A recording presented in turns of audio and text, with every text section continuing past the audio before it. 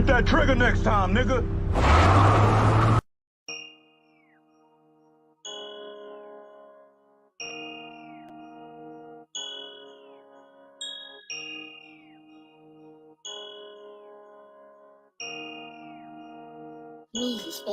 I don't really want friends, I ain't shaking no hand cause these niggas be cool with the op. You fucking the plan and put two in your top. Grab the 762 cause the Ruger is hot. With a big booty bitch when I cruise in the drop. She give me head to the leak like it's not.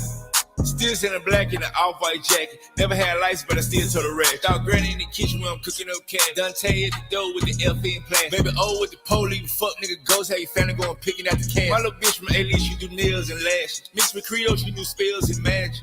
Foot on the pillar, I'm grinding, I'm mashing. Walk in the bank like a model of fashion. All the blue hunters I got, I've been counting so low, my finger got blueprint. 2016 coupe biz with the blue tint. 3.5 backwood for the blue mint. Instant on my clip, leave a fuck nigga rip. 250 a line, that's 100 a seal. 100 rounds in the chop, I'm shooting like Will. Fold a nigga up like a quilt. We smoking jealousy, then she 300 a zip. Championship ring blingin', that's a trophy. Ice on my neck, made my shirt look soaky. I just spent 1,600 in oak. I can never let an op turn into a Zop pack. I just made a thought need to drop where the ops. Accidentally shot a cop trying to learn how to FN cock back. These niggas cap, socks hat. Yeah. They run their mouth like a podcast. That's why my business I never broadcast. On the block we checking niggas all pass. Killers creeping out of tall grass. All black Alexander McQueen, I'm a king. These niggas acting just making the scene. I got my best game from a fiend. I shoot with great aim like I'm Robocop. Glock 9 bang like a monoblock. Pulled up 8 plane in the soda pop. 20 in the bank and I got more in stock. Went to silent meeting, dropped a 40 watt. 10 for the bracelet, it's a prom set. Killers come and kill you while you're having phone sex. Nike dunks, I got a long I don't really want friends, I ain't shaking no hand cause these niggas be cool with the op. You fucking the plan and put two in your top. Grab the 762 cause the Ruger is hot. With a big booty bitch when I cruise in the drop. She give me head to the leak like it's not. Still sitting black in an off-white jacket. Never had lights, but I still told the rag. Dog granny in the kitchen when I'm cooking up cat. Dante at the door with the FN plan. Baby O with the police, fuck nigga ghost. How you family going picking out the can. My little bitch from A-List, she do nails and lashes. Mixed with Creole, she do spells and magic. Foot on the pillar, I'm grinding, I'm mashing. Walk in the bank like a model of fashion.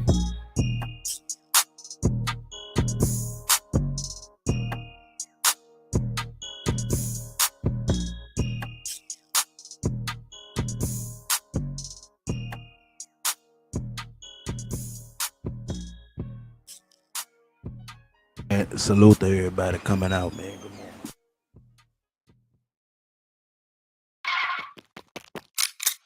Coolie TV gonna pull up and shoot.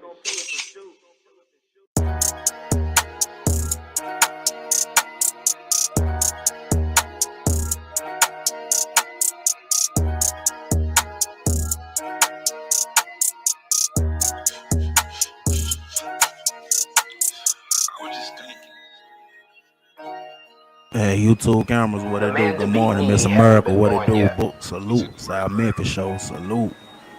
Lil Wayne fan, salute. Salute to everybody in the chat and in the bushes right now, man. Miss Terry, what it do? Never tuck in my chain when I go out of state. I can never go back, I'll forever be straight. Why you taking shit serious? I don't know how to play. Not the type to be friendly. I don't go out on dates. Pretty little bitch let me nut on her face. Overpaid all my lawyers, just smuggle the case. Bumblebee, the cops won't consider a chase. Stupid bitch, I should spit in your face. Depend on no man, hard get cold as snowman. Even if it's I'll never go on the stand. Heater on me, but I'm cool as a fan. 60 a piece, give me 2 if you can. How you a killer on witness protection? Presidential on me like I won the election. 5,000 and ones, I'ma fill up the set. 5,000 and been on this section and X. I like for my bitch to be nonchalant. She never tell us so, she never break the code. She from the hood like the corner store. A stallion, but she got a camera toe. Jay, what it do? So she told the calico. Most of you niggas fruity, cantaloupe. Hop in the coupe, hit the gas and go. Hard time. Now I can't hang out the roof with the catapult.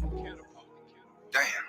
I'm just trying to get high like the gas price. Wanna hear my shit, better ass nice. Chopper came with a drum and a flashlight. Bad bitch went crazy on me last night. Head good, pussy loose, but her ass tight. Everybody know hood ain't the brag type. I was shining more bright than a glass sight. Dear Heavenly Father, I'm coming to you. I'm about to send a bunch of niggas to you. Gotta go get, ain't shit gonna be given to you. They know I'm winning, like my last name Pooh. I'm having paper on me like a book bag. Go put your mans on. That nigga look sad. These got me frowning hard. She say I look mad. I promise you they don't want smoke, cause I cook bad. Mistress, good morning. That's the sound of a goat, cause I'm goated. Instagram know I'm dope, cause I'm quoted. Let's go. Like said, grab a floaty. Like J. Lee, I'm the one, yeah, I'm chosen. Keep the heater on me, yeah, I'm cozy. If you square, you can't ring around Rosie. These niggas snakes for RP Let's Kobe. My mama suspense. She fuck with me just to go. boost her credentials. She say she can't leave. My sex is essential. She fuck me hard and this suck on the gym. For that paper, pull out and draw down like a pill. At the airport, it then had to swipe for a rental. Throw some 10 on that bitch. Now I feel president like construction work. I be standing on business. My vibe is suspensive. She say she can't leave. My sex is essential. For that pay, pull out and draw down like a pencil. Had to swipe for a rental. Throw some 10 on that bitch. Like construction work, I be standing on business.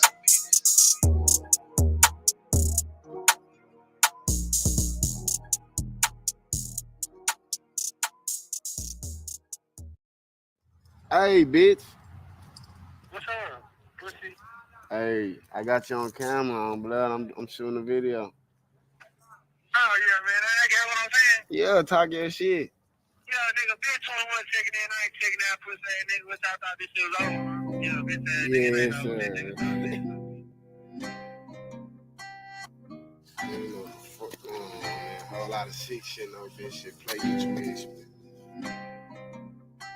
Me, he spell like that. Hop in the rental, mashed up all black, yeah, these niggas know what I'm on. Yeah. Walk down on feet with an ARP, yeah, we quick to get ops gone. Real big dog, he was sticking out a bone. Smoking exotic, 350 a zone. These rappers my kids, they 6 shots clone. Design on my drip, bitch, I'm fly like I flown. 100 times 2, got that shit to my T-zone. Real busy nigga, I'm trapping out 3 phones. I'm moving black, I ain't talking about peace. Bitch, I'm in the field like a nigga got clicked. 32 for the watch, and my shit cost a brick. Told them little niggas sit, I go cop you a bitch. I ain't finna fuck if that bitch got a stick. I'm screaming out fire, as long little print. We gon' wet up his block with 100 some shot, niggas know when we leave it, it's gon' be drink. Made a bitch get a drop, tryna fuck on the thought. Yeah, that nigga die tryna think with his dick. My young nigga sliming like thuggin'. You know that we shiesty, we robbing until we get rich. Can't catch him outside, it's a home invasion. You know we running all up in this shit. The lad nigga die tryna clutch on the stick. Kinda punch on the K when his shooters gon' kick. Double back pump fire, it sound like a switch. Tryna beef with my gang, it's gon' be a rich. My bitch look just like Sierra. Yeah, I'm pouring foes in the mist. Addicted to lean, I see perk when I piss. That little bitch is thigh eating both sides just like a Twix. Hop in the rental, mashed up all black, yeah, these niggas know what I'm on. Yeah. Walk down on feet with an ARP, yeah, we quick to get ops gone. Real big dog, he was sticking out a bone. Smoking exotic, 350 a zone. These rappers my kids, they 6 shots clone. Design on my drip, bitch, I'm fly like I flown. Design on my drip, bitch, I'm fly as a pelican. Skeleton, traffic, a whale, whole elephant. Pull out the ticket for testing my intelligence. I'm out of space on a whole nother element. Two-tone Cartier skeleton. When it's beef, I don't take this shit serious, I think they just melting. My bro watching over, cause I know they fuck niggas dead. Shoot you dead in the face just for heckling. Just like a seal and spin on the op block. AR-15 with the titty, no crop top. Say they won't smoke, hot box. Kill tech with a laser, I'm shooting like Cyclops. They say I'm bougie, I'm keeping it decent. Never did like it in, I just kept it in the reason. I just hit it one time, then split like a visa. No, I can't never let them cross me, Jesus. Racks in my pocket, I just found for benefits. 762 ripping, knock off your ligaments. You can get robbed for your energy. And you still can get robbed if you in type of shit I'll be dealing with. Smoking until I just suffocate, everything on me is up to date. And don't believe what them suckers say up in the Drake till it fucking break. I never speak on the internet. That just be too much explaining. Run up them rats like I'm physical trained. Worth 100 so I keep the steel stained. Hold on, I gotta say something before I play this next one, cause it's for the hood though. But check this out. Whoever tried to do that shit, you know the little Photoshop shit y'all did under the little troll accounts on Facebook. It's game on, you feel me? I made a whole statement about motherfucker come over here, dissing the dead, dissing the kids, and all this shit. Trust me, I'm finna turn the fuck up. The fact that I know folks can take text messages, Photoshop that shit, alterate that shit, put that shit out, and make it seem like it's actual statements into them comment section for that shit, that's a whole play. Honestly, I seen the comments. I'm just gonna tell to the other motherfucker, yeah, that's some whole ass shit. You know what I'm saying? I take my lick or whatever. I'm just gonna say it like that. But hey, y'all are very creative, man. But it's ball game, you feel me? It's ball game. That's all I can tell you. For real though. That's all I can say. Yeah, I had to go in my cloud for a bunch of shit. But yeah, it's ball game. That's all I can say. Let the games begin, goddamn it. So therefore, they're just like this. YouTube camera's probably gonna be the last mod that I give a stick to. So if you got your stick after the day, man, salute to y'all, man. Salute to y'all. But let the game begin. That's all I can say, man. Let the games begin. But salute to everybody in Little Africa, man. You know I fuck with you. Salute the Slice gang, Glock gang, Polar gang, Flawless gang, Squeeze gang, uh, uh, Team Yee. Yeah, salute to all them, man, and salute to all the female content creators that's over here. Salute to y'all, and shout out to Houston Bread and Lady Snoop too, man. Shout out to y'all, man. Shout out to y'all. Shout out to every female content creator in this sector. But these folks bold though. These folks they got on.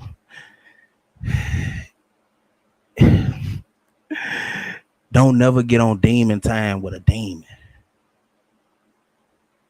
But it's good to know them the type of games y'all play. It's good to know that.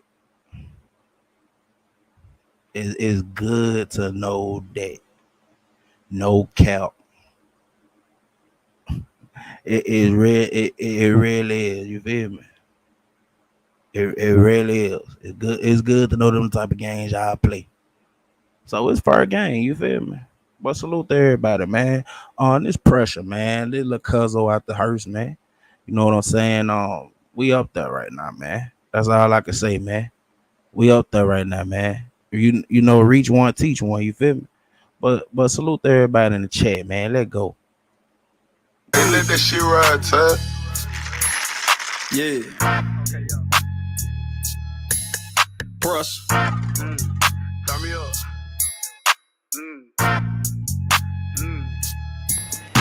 Ticking. Been thuggin' like Banjo Kazoo. Slap on the edge just to see what it do. Yeah, I be clowning, but never a fool. Attitude pressure like bitch, what it do? I done lost too much, ain't nothing else to lose. If I can get rid, that's the point I can prove. At the table, let one get the food. Don't understand me, you not in my shoes. If I don't be rude, myself, I'ma lose. Bitch, to come try me, I'm gon' make the news. Right out of blue, better come up with clue. Buy the building, can't build with no tools. You know a young nigga smooth. Walking my shoe like the first day of school. Won't keep me lacking, I keep me a tool. You won't get rich if you don't break the rules. Don't the man, I might pop out with a sticker. That big got an attitude, I call her Vicky. Get to the crib, got a fuck my old lady. Cause when I get back, man, I don't want her tripping. Stacking the paper so I can get full as a bitch. I ain't got no choice but to get it. I got some shooters and killers surrounding the nigga, but don't need a check to go do it. Half of these niggas will fall under pressure, but I'ma go hit the block harder than Cubic. 100 rounds, got a whole lot of clips for a nigga. Ain't talking about a scene for a movie. Yeah, I remember way back in the days, I was bumping that flocker. Oh, let's do it. Half of these hoes that were turning me down, take a look at me now, and I got me some groovy. All of my diamonds be dancing, it's kinda romantic, in love with the bling bling.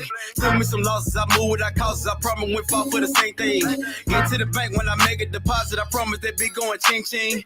Count up a stack of reward the little bitch in the back, it's an everyday routine. Tell me your motive, I'm trying to stay focused. Can't out from posting, I'm shooting like Ginobili. Totally different, I never be folded. Treating them bitches like pin when I'm bowling. Young nigga gifted, they feel like I'm chosen. Run up a back, cause I'm only getting older. Diamonds will hit you like flashing the solar. Bet you can zoo, but a nigga went polar. I might pop out with a sticker, that big got an attitude, I call her Vicky. Get to the crib, gotta fuck my old lady. Cause when I get back, man, I don't want her tripping. Stacking the paper so I can get full as a bitch. I ain't got no choice but to get it. I got some shooters and killers surrounding the nigga, but don't need a check to go do it. Half of these niggas will fall under pressure, but I'ma go hit the block harder than Cubic. 100 rounds, got a whole lot of clips for a nigga, ain't talking about a scene for a movie. Yeah, I remember way back in the days, I was bumping that flocker. Oh, let's do it. Half of these hoes that were turning me down, take a look at me now, they got me some groupies. Brush.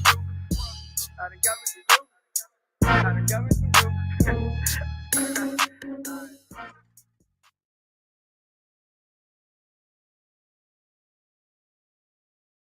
Man, but salute, man. Check this out, man. The first story I'm gonna get into, man, it's an injustice, bro. It's something that was dear to my heart and shit like that. You feel what I'm saying? Just imagine, man, your 14-year-old nephew, son, cousin, it could be the little nigga that watch your car on Saturday. Just imagine him and his little friends, and them they get into an altercation and stuff like that. Police shoot, kill one of the little guys. They convicted his friend, one of the friends that were there at the time. They convicted him of murder. 65 years, man. 14 years old. 65 years. And mentally though. What's up, China? Why are you doing in the morning? Mentally though, they have a law in place, man. And this where sometimes we have to be aware of certain shit that get passed, through the legislative branch and through the states. We have to be aware of this. It's a certain particular law where if you are exchanging fire with the police officers and they kill somebody that's on, that's with you. You feel me?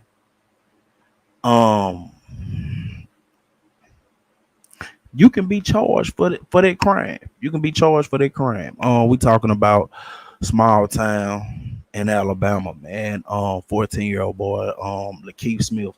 This incident happened, I want to say 4 years ago. But it was kind of like just the mind state of it. That's all I can say, man. Like mentally, bro. Mentally, they brains not equipped to understand. Like, this ain't GTA. This ain't GTA. They mind ain't equipped for that. They mind is not equipped for that at all. It's not. But 65 years though. And this law, I want to say the only other city that this law is in, I want to say is Chicago. But I might be capping, but I know Alabama was one of the first states where this law was implemented in.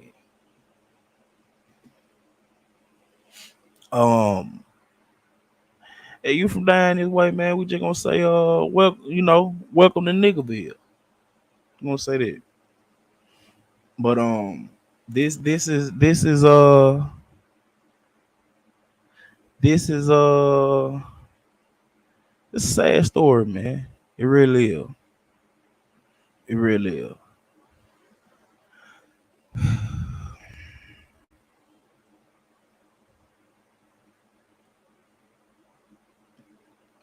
And this and like I said, man, first and foremost, man, salute to all the single mothers out there, man, raising young men, teenagers. Salute to y'all, man. Know sometimes this shit can be hard not having just a role model. We not gonna say father figure and all this shit, cause in the black community, when we say father figure, people be thinking like stepdad and shit like that. But just a role model, a father figure can be an uncle, football coach, a principal. Shit, it could be the deacon at the church that wash cars and shit on the weekend and make a little extra money and shit. But just for all the single black mothers, man, that's raising young males though. Salute to y'all, man. Standing trial in a deadly 2-county crime spree that ended with a shootout with Millbrook police. Sentencings are underway in Elmore County for the defendants in the felony murder cases. After sentencing, 3 of the 4 defendants will be heading to Montgomery for another round of trials for murder and charges related to an alleged carjacking. Jennifer Horton has the story. When I called the case earlier and you said you ain't got time for this, I just didn't know if you had time for this now. You just don't get it, do you? Elmore County Judge Sibley Reynolds didn't mince his words before sentencing Lekeith Smith. Smith was 15 when he was involved in an armed robbery in Millbrook. It ended with a shootout with police. Those shots ultimately killed suspect Adante Washington. A jury convicted Smith for Washington's death under the accomplice liability law. Give him a chance to tell you if he's sorry. He's had I've asked 2 or 3 times today. Anything else anybody wants to tell me? Are you sorry? I'm sorry. I'm asking if I'm home. Reynolds sentenced Smith to 65 years in prison for felony murder, armed burglary, and 2 counts of theft. For the jury verdict, he was laughing. And today in court, he was laughing.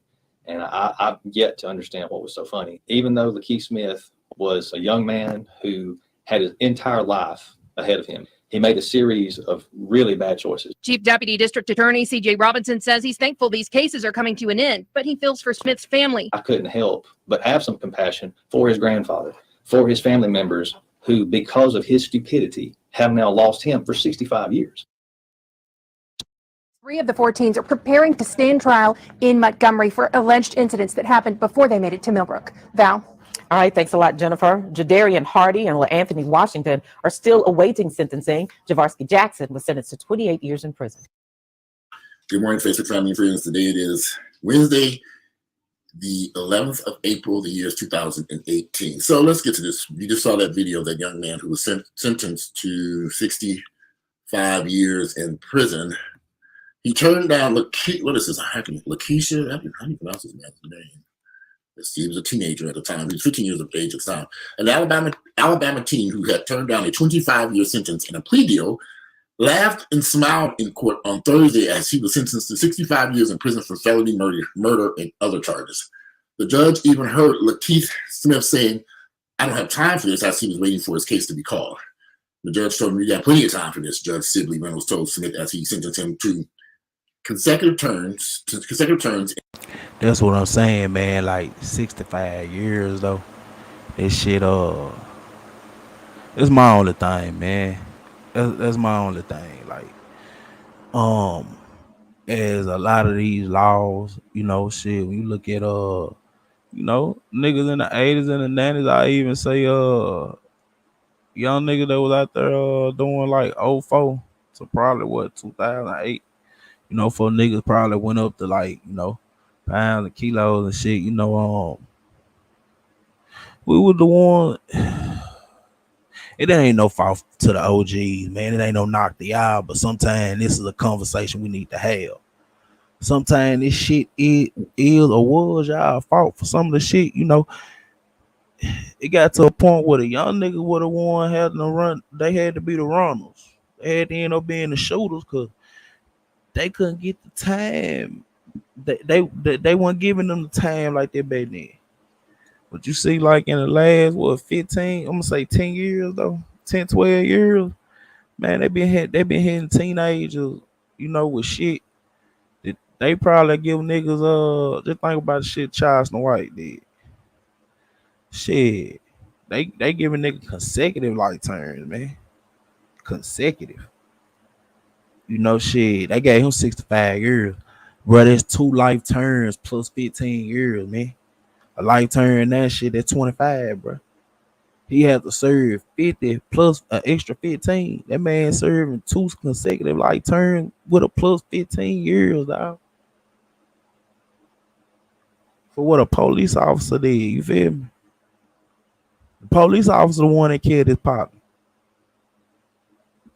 In an Elmore County courtroom.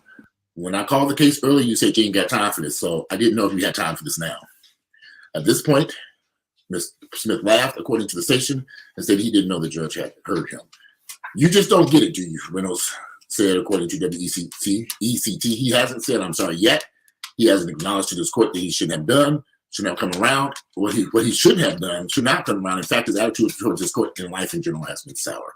You have a young man who was 15 years of age who was involved with a group of guys that were breaking and entering into houses in Alabama, of all places. I don't know what they were thinking. Well, they were little kids. They were teenagers. At the time of the crime, this young man was 15 years of age. And let me just say something. The white judicial system in America has been throwing away black teenagers for years. Black life doesn't mean anything to these white judges and prosecutors and attorneys. They don't care because it's just another nigga. They don't care about this shit.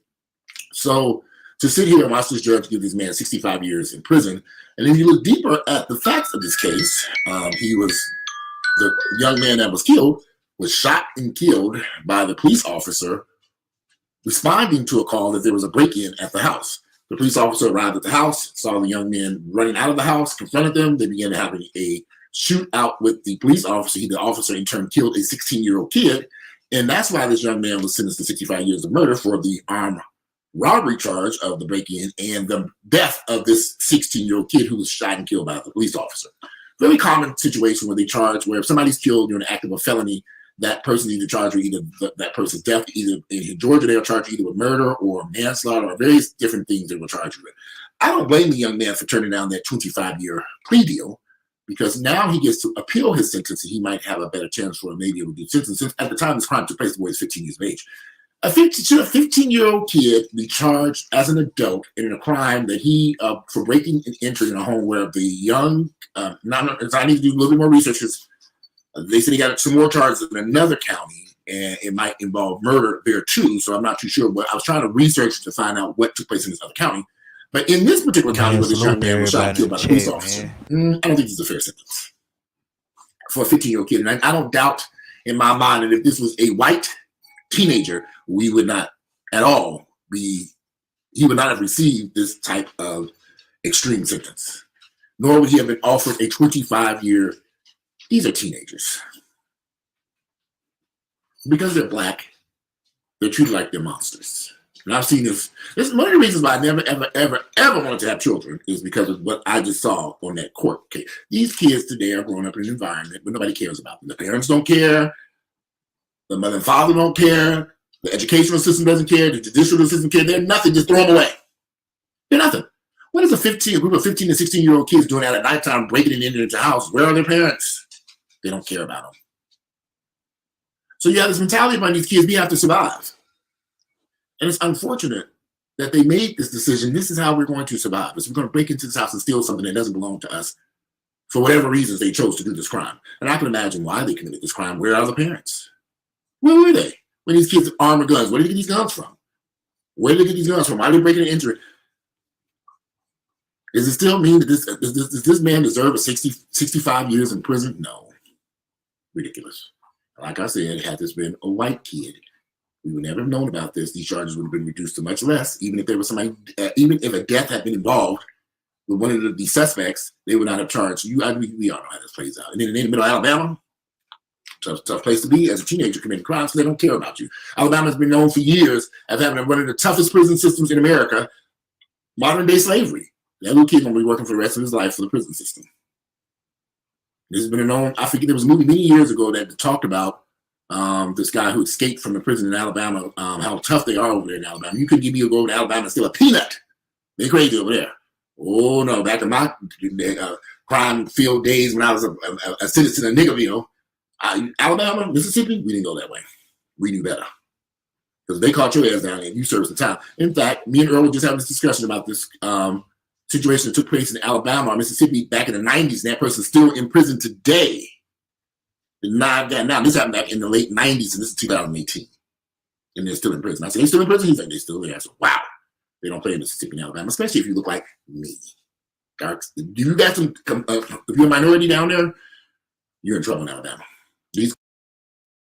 Tell you how crazy shit was, and man, like I said, man, it's kind of good with the way weed reform in the last 2 years kind of manifested itself in Mississippi. Man, like 10, 12 years ago, no cap. Man, if you had anything over 20 grams, you getting banned. Paraphernalia and all, they gonna get you.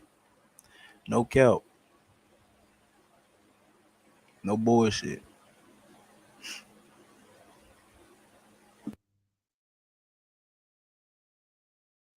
Kids were in trouble when they went out there and committed this crime.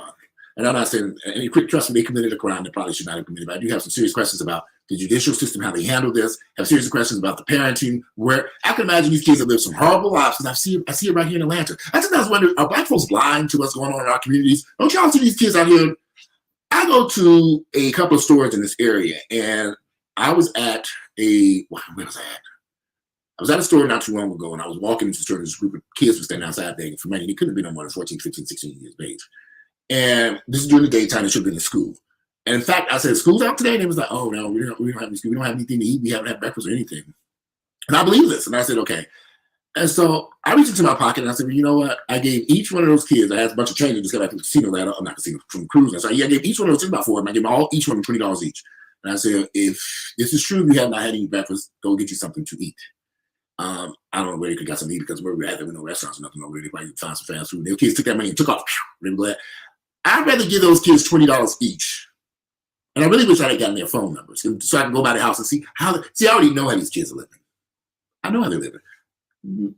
We just got back from Alabama. We just got back from the cruise. His refrigerator empty. I got to go to the grocery store, fill it back up. When we left, I said, since we threw out a bunch of stuff that we knew was going to be no good when we got back.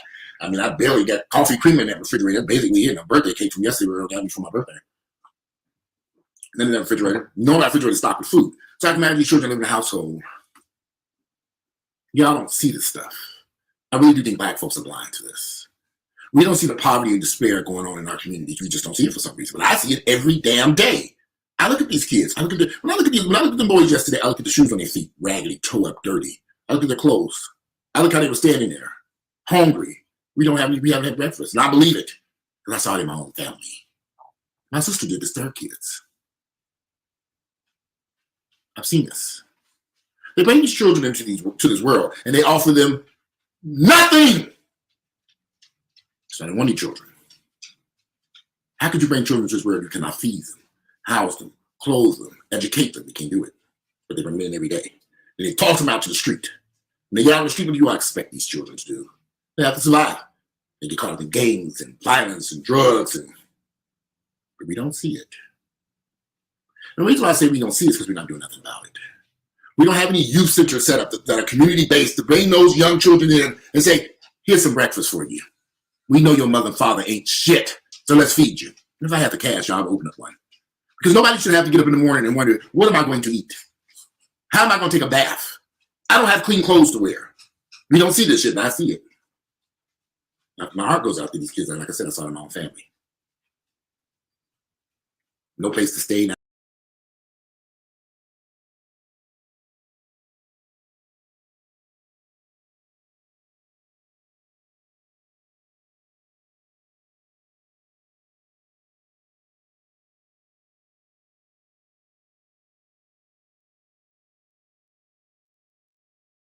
You cannot feed them, house them, clothe them, educate them. They can't do it. But they bring them in every day. And they toss them out to the street. When they get out on the street, what do you expect these children to do? They have to survive. They get caught up in gangs and violence and drugs, but we don't see it. And the reason why I say we don't see it is because we're not doing nothing about it. We don't have any youth centers set up that are community-based to bring those young children in and say, here's some breakfast for you. We know your mother and father ain't shit, so let's feed you. And if I had the cash, I'll open up one. Because nobody should have to get up in the morning and wonder, what am I going to eat?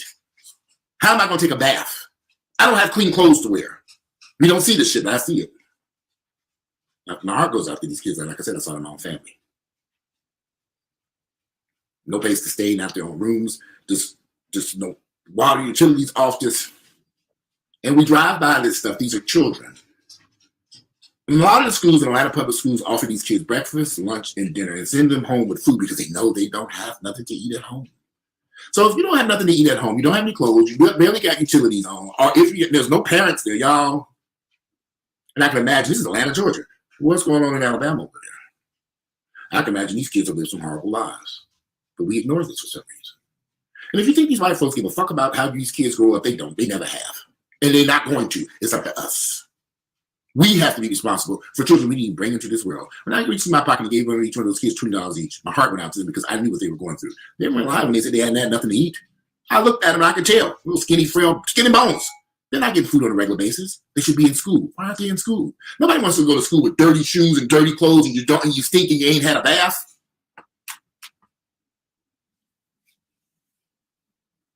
But we don't see this. And then we wonder why our communities look the way they look. We wonder why these kids are running wild on the streets. We wonder why those 15-year-old kids just got 65 years in prison. Truthfully, he might be better off in prison.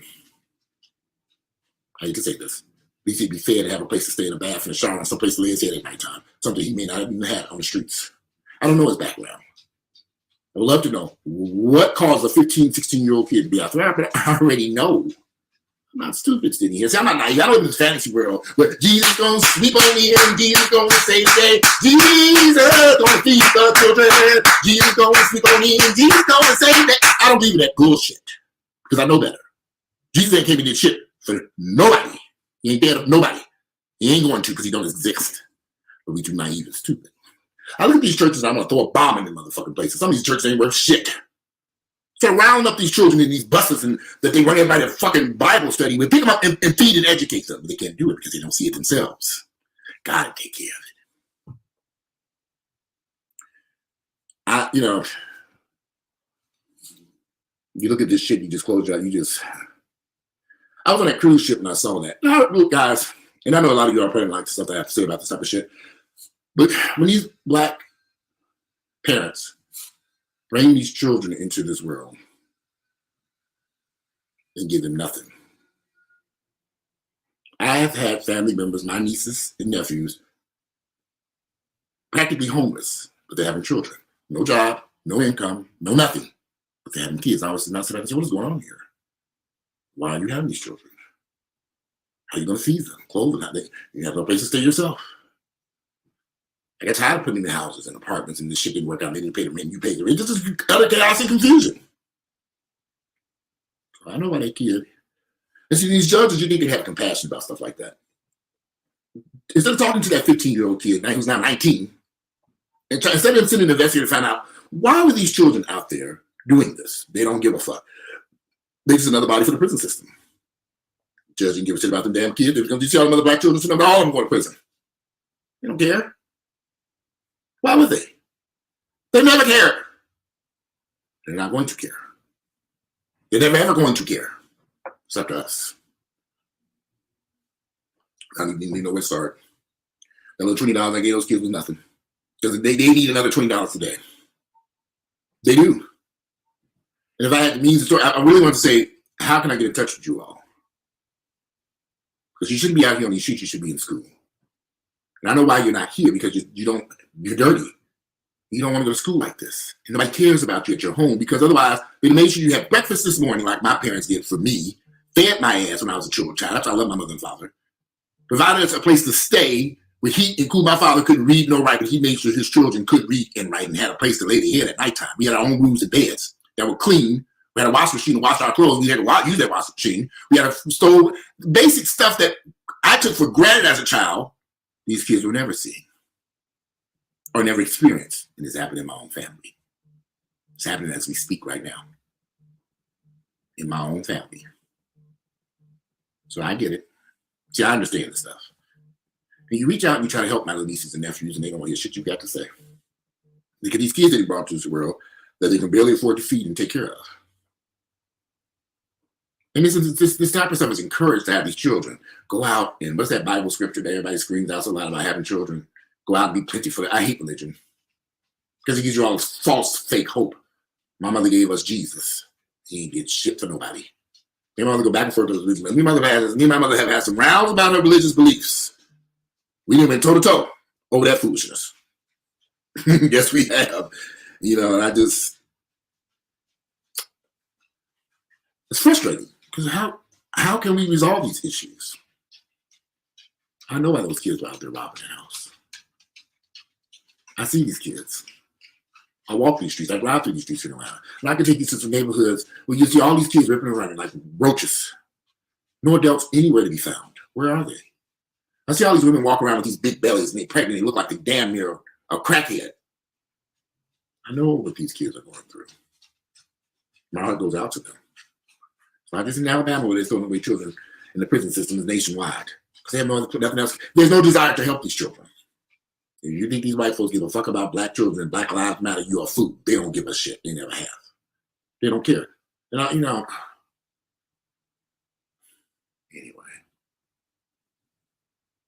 I'm standing at my window, I'm looking at these birds chirping and flying around, having a good life.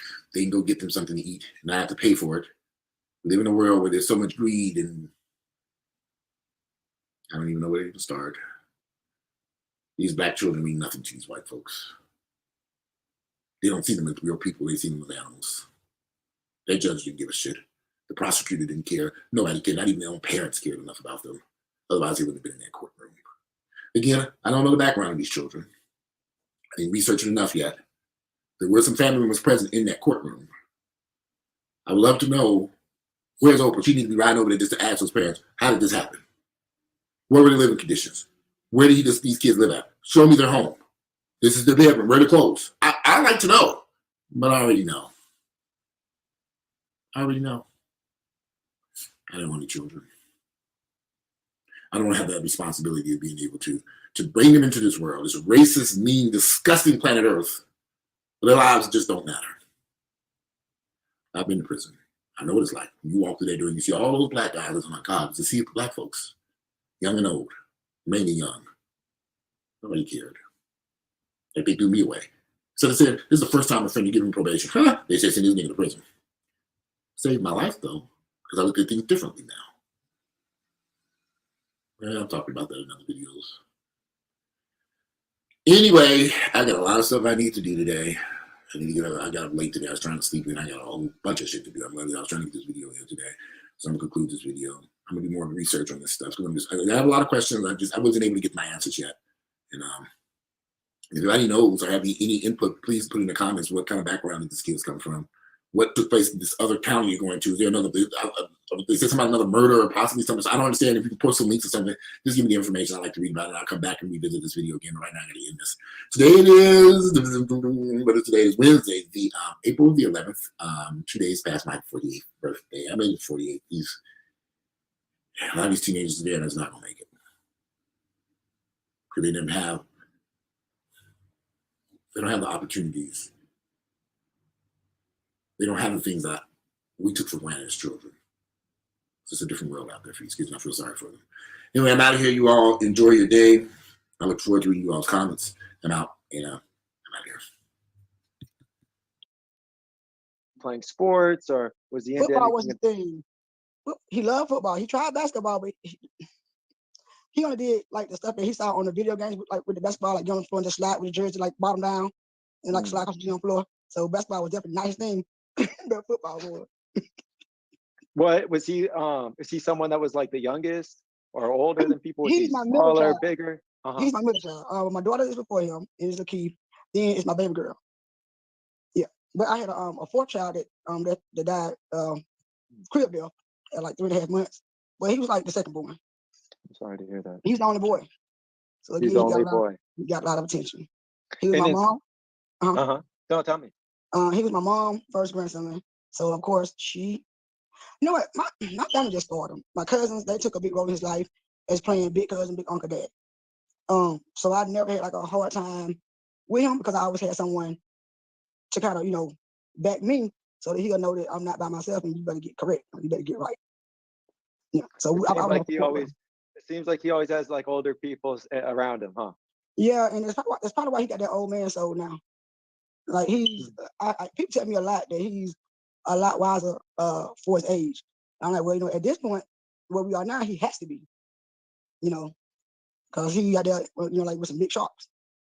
And you don't want to be Nemo fish out there with those big sharks. So you got to, be 10 toes down and kind of grow up a little more faster than what you really attended, than what you really attended to. How old is Lekeith today? Lekeith is 21. 21. Yeah. And how old was he when he got locked up? 15. 15. So can you describe any part of that day, that incident, where you were, or what happened? I can. He's not 21. 22. Don't tell me I got his age wrong. We'll revisit it. He's gonna kill me. That day was February. I think it was on the 25th, 24th, and I was at work. And, and what year was this? Like February 25th, 24th of 2015. Okay, so on that day, what happened? And if you could describe. Well, I was working for a daycare and I was at work. And I had a friend that actually worked with me at daycare. She stayed in Millbrook. And so happened that my phone rang and they said that there was the Millbrook police officers. My son named Lekeith. Can I get there as soon as possible? I'm like, okay, yeah, I'm on my way. So I'm asking, so I'm just talking out loud. The heck he doing in Millbrook? And my friend said, she had like little stuff on her phone, like I just like the Millbrook updates. And she said, well, they said they got some young boys that was breaking the houses in Millbrook. Okay. So as I leave work, I'm going to Millbrook. My family called my phone. They hysterical because they thinking that my son's dead. They only got the news that Lekeith was in Millbrook and he was shot by the cop. So at the time, so I'm calling as I'm going to Millbrook, but they never would give me any answers. So even when I get to the police department, they never gave me answers. We sat there for a minute and they called me up to the desk and asked me, was that my son or do I know him? But I just had that feeling like, I had to feel it. And I said, well, whoever's son is here, that's gonna be a child that's gonna be dead. And his family, I never met him at all. But when they came in and when I saw and like the size of the little petite boy I saw in the picture, I knew that was his family. So they went to the back, but they didn't stand in the back like 2 minutes. They came out, they was like crying. So I knew that they just had identified the their little one body. So now I'm hysterical. I want to like, let me go to the back to one of my son. So finally I go to the back. He has on like all white, like a white hoodie, some white jeans. Of course he's crying, shaking up, whatever. And he's already been questioned by the detective. He's 15. So I'm like, okay, what's going on? He said, well, your son had a shootout with the cops. And it's something, I'm not sure if you're a parent or not, but you kind of know at a time when your child is lying and when it's time to really go back. And when I looked at him and he said it, my son was just like, no, y'all killed that boy. Y'all killed him for no reason. Y'all just shot him for no reason.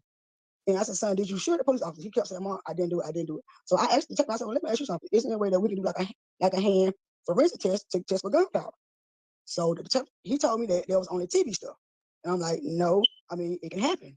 So I said, okay, well, since you won't cooperate with me, here's what I do. I told my son to stop talking. We'll get an attorney and we'll revisit, the conversation later. So the detective, he asked me to follow him outside, well, in the highway area, which I did. And he basically said, so many words, okay, well, we're going to end the interview now. And when you get in contact with an attorney, we'll restart and you can go ahead and go home. He said, but we're going to detain Lekeith in the juvenile department, which the juvenile department, that'll be here in Montgomery, not in Millbrook. So he lied to me, lied to my son. So when he go back in the room with my son, he started to interview him again. After he told him that I got mad and stormed out, that I just left him there. And that was, like, he told me that we was done with the questioning. They was gonna go ahead and send him over to the juvenile department. So of course he was booked in. We had like a preliminary hearing a couple days later to get out the charges. We didn't go with the court-appointed lawyer. We went with the lady named Jennifer Hudson. Bad choice. Went with her, and we went to a trial to see can he be tried as a I'm sorry y'all, tried as a juvenile. We stayed in that courtroom like 4 or 5 hours. That was denied. I had my own expert to say that he wasn't competent to stand trial, because he's a child, and the waiver that they had him assigned to waive his rights, he was a child, so how could he understand it as a child? So when that was brought to court, the DA then said that she thought that me and the expert had an inappropriate relationship because when he came in the courtroom, well, in the courthouse, we greeted each other with a hug, which was totally irrelevant. Like it was first of all not true, but I mean, you greet people with handshakes and hugs. It's just where you just greet people. Moving on, we asked for a speedy trial. That was denied. So basically what they tried to do, they tried to hold him till he was at least 18, 19 years old so that he can first grow up more in jail as as a boy, get a little more size to him. And when the jury see him, they can see him as being a young adult, not as a juvenile. So let's fast forward. When we go to let's go to the jury selection. First day 1. The jury selection was awful. Awful. The worst pick. It was like picking a bunch of bad apples. Let's say we had 2 individuals that stood up and told Judge Reynolds that they know that they cannot give a fair answer because they had some things that was going on in their life where they knew they couldn't be fair, and give out like a fair verdict, what have you. The first lady explained that her trailer was stolen from the side of her home, and I guess that traumatized her. The second lady was an older lady, and she said that her grandson is now in the police academy, and she waiting for anything of this nature to come into play while her grandson is on the force. But these 2 jurors, they remain to be 2 jurors. Like they were not asked to not be there. They was killed, which was kind of strange because if they're telling you, blatantly telling you that they know that they cannot give you a fair decision, they should have been let go. I know that the jury was supposed to be people of your peers. Let's say it was nothing like that. From the looks of things, well, let's say everyone was a Caucasian person. They maybe had like 2 or 3 African Americans to come in for jury selection, but they let all of them go. The age group ranged from probably like 30 on up, 30 to probably like senior citizen. And it was like it was no way that he was gonna have a fair decision just based off the jury. It was like everybody mind pretty much just made up, if you ask me. So out of the 12 jurors, all 12 were white? All 12. Okay, and I just want to be clear, we did a little research, Google search. We looked up Millbrook, Alabama. and it's a 70% white population and a 25% African American population. So when a jury, just as you said, is supposed to be of our peers, this clearly does not seem to be that. It was not at all. So the judge, he blurted out that we're gonna do a 3-day trial, and on the third day he won't his, on the third day he won't his guilty, and that's basically how that went. Now let's fast forward during the trial. During the trial, the coroner was called up to speak about Adante's his situation, and the top of the report read amendment, and when my son's lawyer asked what the amendment mean, the coroner told him that he was asked to change some things around because his report didn't go with the cops report, basically.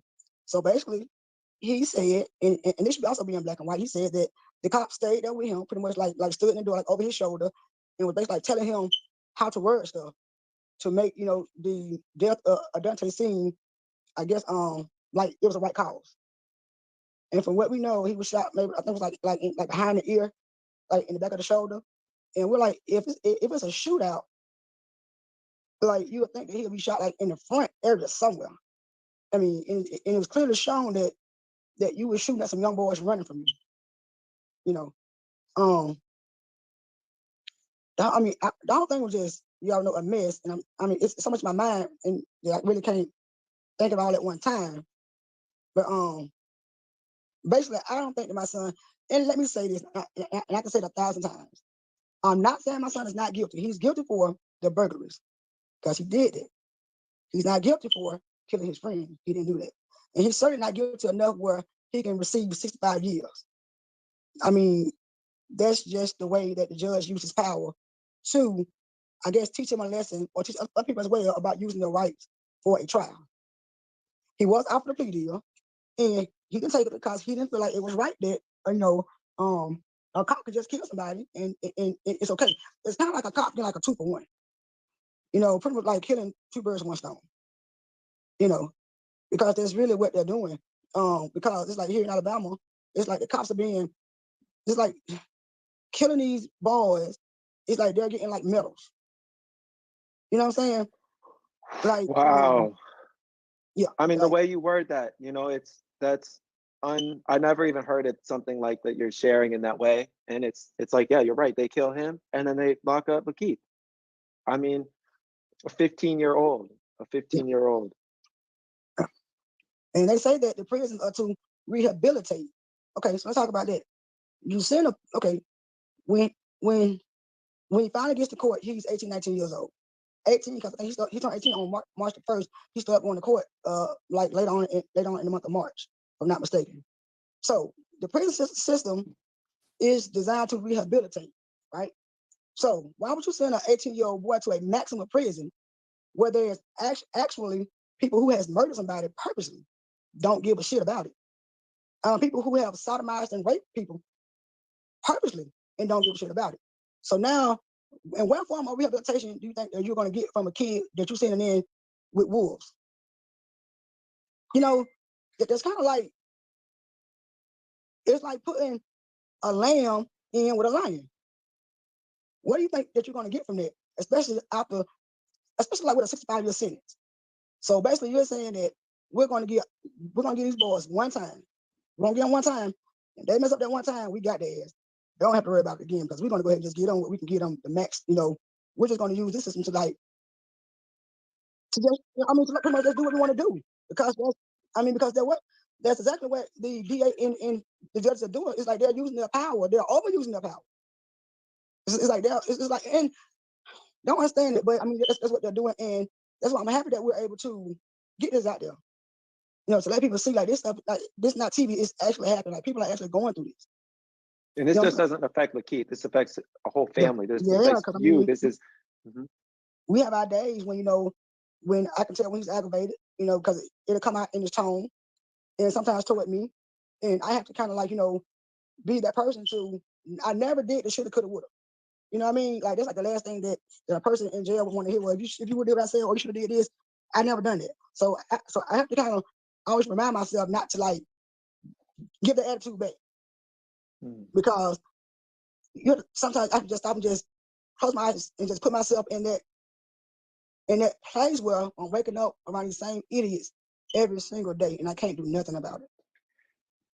So let's take it to where Lekeith at 15, he didn't do anything violent. He didn't do anything harmful to any person, right? He went to take something that wasn't his. Okay, that's what happened. And when I look at the number 65 years, just to be clear, Derek Chauvin for killing George Floyd on video got sentenced 22 and a half years, right? So you said something interesting. You said he is guilty. He did do something wrong. Did you have any thought or feeling on what something reasonable would look like? He's already been in there 6 years. Well, I did a little research, and I read that offense can go from anywhere to, I think, like a year to 3 years. And if it's more than one offense, I think was like 3 to 10 years. But here's my thing: the orchestrator of the whole break-ins, the person who knew everyone's schedule, only served 18 months. And Dante was actually his first cousin. 18 months. And now I'm not saying that I wish he would have got more time, but I wish my boy would have got that 18 months as well. Do you think Lekeith regrets what he had done? Oh, absolutely. My son said when they was trying to run. Okay, let's rewind a bit. When the cop pulled up to the scene, he was first told to stand down until he had more backup. So when he went in, what happened was when the boys were coming out, one boy opened the door and saw him, like he was like trying to push the door open. So the guy started running. But this is the time that the cop video cam all of a sudden stops working.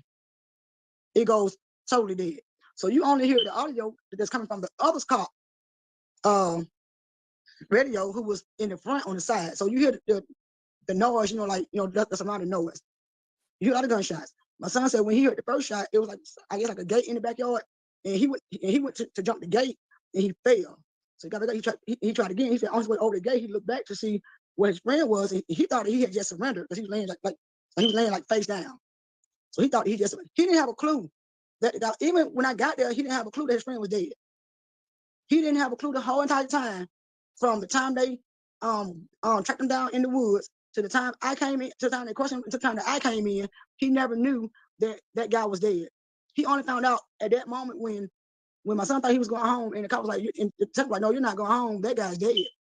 And he booed like a baby. He was like, he fell on the ground. If he dead, he was like, y'all killed him. He was running, but he thought that he just running and just went, he just lay down, lay down. And he thought that's what the boy did, not knowing that he had been shot from behind. That guy, Austin Renfro, he came in and shoot. And he came to shoot anybody that was not a part of that household. But now, fast forward to the courtroom, the two women whose house that he broke into, they were very nice to us. They weren't, they was very nice to us. They was very, and one of the women, one of the ladies, she had two younger boys. And so she sat by me and she's like, I hate you going through this. I have two young boys myself. And I hope they don't ever try, she was pretty much, they were very compassionate. So they weren't like, lock them up, throw away the key. It's like they were so respectful to have went through what they went through. The one lady, actually, when she got home, she couldn't even go in her house because of the crime scene. Like she came home to tape around her house. And I hate that happened to them. I honestly, but I really appreciate the amount of respect and support that they gave myself and my family at that time. Like, to me, that was super dope, and that was like, it was an amazing thing to do, because it could have went, either way. Right, no, and that's powerful, because the parties affected would be, right, the people's property on the house, and then, of course, Adante, but all parties involved seem to have compassion, and no one's asking for Lekeith to spend one more day, right, at all. So, and let me also say that Adante's parents also came to the court hearing, and they was on our side, and they didn't feel like, that, they was real upset about the whole sentence as well. So we had like a lot of support from a lot of people, and it was well appreciated. Adante, Lekeith was the youngest person involved, though, right? And he got the biggest sentence. Only because he exercised his right to a trial. See, the cops, they'll get these young boys in these rooms and they railroad them. The problem from food, from water, got him sitting up in them cold rooms, in them hard chairs. So at this time, it's like, what you want? It's like, what do you want me to tell you? Let me say it so that I can go home. Because he's 15. He thinking in his mind, he's juvenile, he's gonna come home. So they're sitting there and they trick these boys to say whatever it is that they want to say, you know, and they're allowed to get away with it. You know, and it's truly awful. It is. And I mean, like I said, there's not one thing I've ever learned more about this that doesn't make my heart break more knowing Lekeith is still in prison. How did they justify from 15 to 18? So are you saying from 15 to 18 there was no trial, or like what was happening during those couple of years while he turned into an adult? He was sitting in jail. He was given a bond. Was he awaiting a hearing? He was in a court hearing. He was given a high bond. But the trick about it was my family couldn't use their property in Elmore County. So my family was willing to put up the houses and stuff to burn them out. But I don't know if it's a law or if it's just what done to my sons. I never even looked that up. I should have. But by my family property being in Montgomery County, Elmore County wouldn't accept that, you know, as a bond. And I never looked it up. Shame on me. I never looked it up. You know, 3 years. I mean, he said, and we visited. Like he said, and we visited. But he stayed. What he did do that I so admire him for is he stayed strong. Like even if he ever cried, and I never saw it when I went to visitation. You know, like if anything was like if he felt any kind of way. I mean, we had serious talks, but it's like I saw him turn into a man like overnight. You know? Wow. It was like he knew that he had to kind of change his mind mode from juvenile to manhood immediately, like ASAP. Did the police ever ask you to sign anything? Did you ever sign anything? And was there a conversation about allowing them to speak to Lekeith being a minor and you being his mother? Not at all.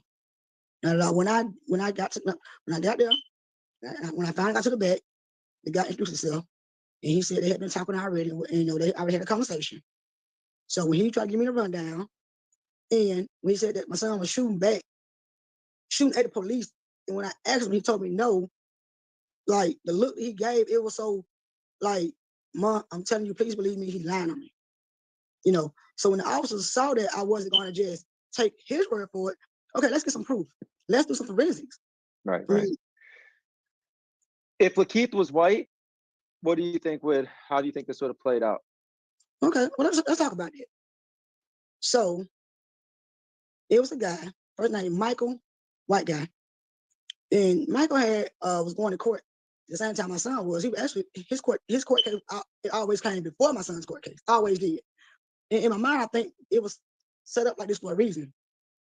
So, this guy, particular case, he put the police on a high-speed chase. In doing so, he had a fiery car crash, which caused the death of his wife. He was released. I think he did like a couple of months, you know, to come before the court. But the judge actually released him, and it was like on probation. He may have got, I can't remember. But it's in the it's in the report. And if I have to, I can always go, you know, put it up for you so you can post it or whatever. But I mean, it's on my son's Justice for Lekeith page. Is there? But anyway, this guy didn't serve over 2 years. After putting the police on a high-speed chase, which they said that was my son did, right? They was running from him, right? So it's a chase. This guy crashed the car, burned the car up, causing the death of his wife. My son didn't crash the car. My son got over there wall, and the cop shot his friend in the back. But now, you give my son 65 years, but don't give this guy 3. To be clear, I think what this person's name is Wesley Phelps, correct? Wesley Phelps. And a 28-year-old. And if I'm not mistaken, he was given, and people should look this up because I Googled it myself, Wesley Phelps, and he was given probation for a grand theft auto, the car chase. He also admitted to being on like cocaine and heroin. Mm-hmm. And as you said, his girlfriend or the passenger, whoever she was, passed in that tragic accident. And he is currently free. And he actually did have priors for a burglary and some type of sexual assault. And again, that gentleman is currently free. And to be clear, that was in the same courthouse on the same day, in the same and the same judge that Lekeith Smith was facing. So you say it there, right? Like, you know, other people, they got 2 years, 18 months, something like that for a burglary. Here, this person same day received that. It's not even comparable. Clearly, has an appeal been made, or what steps have happened since to try to get Lekeith home? Okay, we did have an appeal where they reduced, where they minus 10 years and they put it at 55 years. Now we're waiting to go in to do a Rule 32, which basically the Rule 32 will show the steps that was done wrongly, whether it was by my son's attorney, the DA, or the judge, that may have persuaded the jury, had they had the knowledge of the stuff, to maybe, I guess, vote differently. I mean, it has to be. I mean, it just, from listening to it and actually being someone who is very aware of a lot of different cases, it's not possible 12 people hear this information and all feel that this way, because I've told way more than 12 people this, and Right. I haven't heard anyone think that this is reasonable, acceptable, or okay by any means. If anything, they go, wait, what? And they keep just saying what, It was because a shitty deal. Yeah. How can people support you, the family, and Lekeith? Right now, it's more about supporting Lekeith.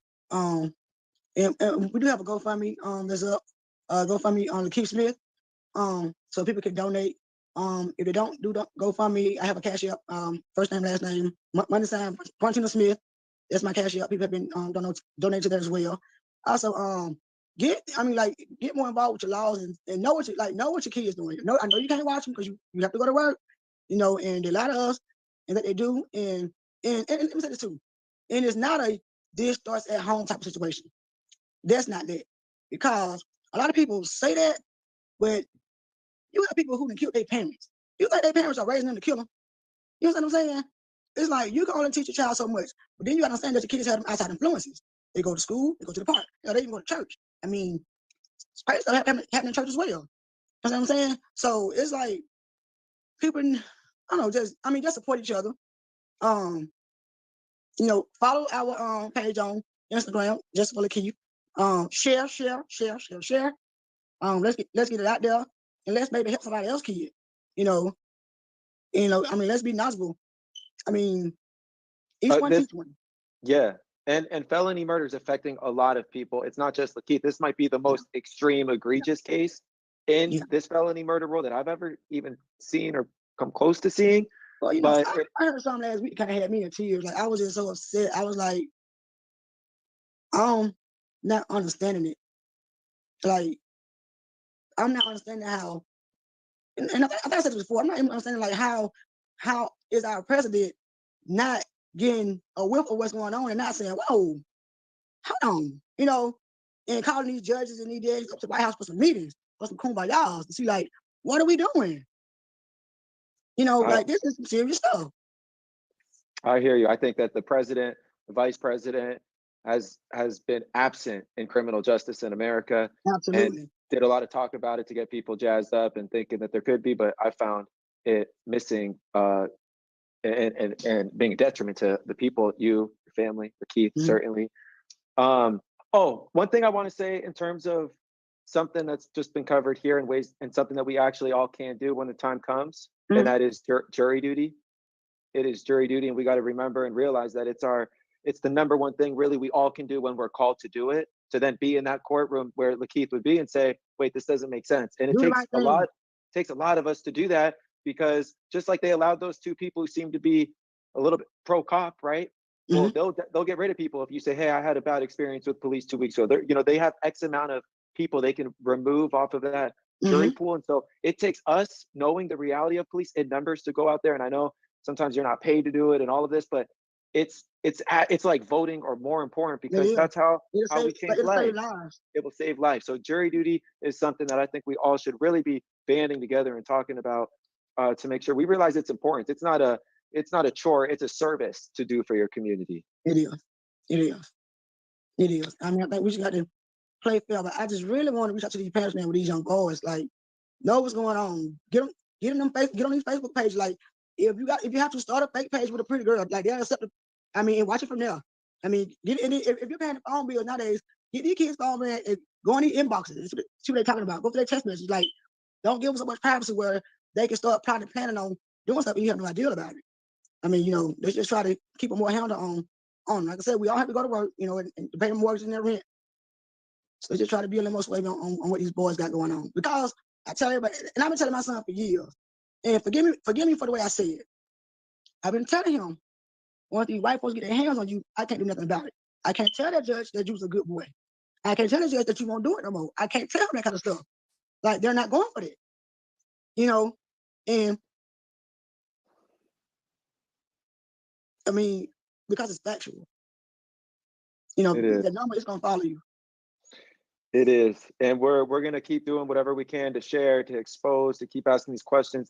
If you're watching this and you feel like you could help in any manner, like, we're just people who care, trying to build enough resources, steam, and effort together to really get Lekeith home and felony murder rule in the country. Yeah. Right. And so I know this is like, it's tough, it's draining, and I really just thank you for your time and courage to keep sharing and pushing. And I'm always here, and we'll keep this open communication. And I'll share all the stuff below for people to support, follow. Okay.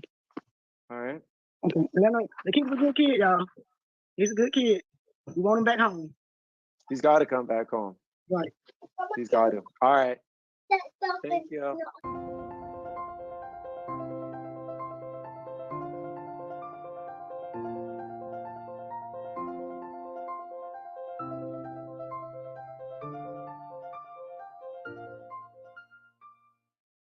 Shout out Mr. Checkpoint. Hey, FTP. There's kids up in the streets. Always feel the police. They keep feeding us to the beast. Always feel the police. They kill us up in the streets. Always feel the police. Gotta be our own keepers of peace.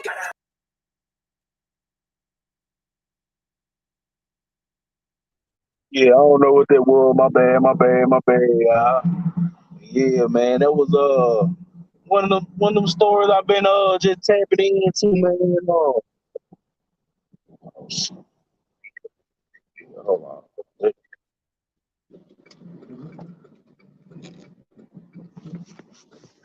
But yeah, man, it's a fucked up situation and shit, man. Just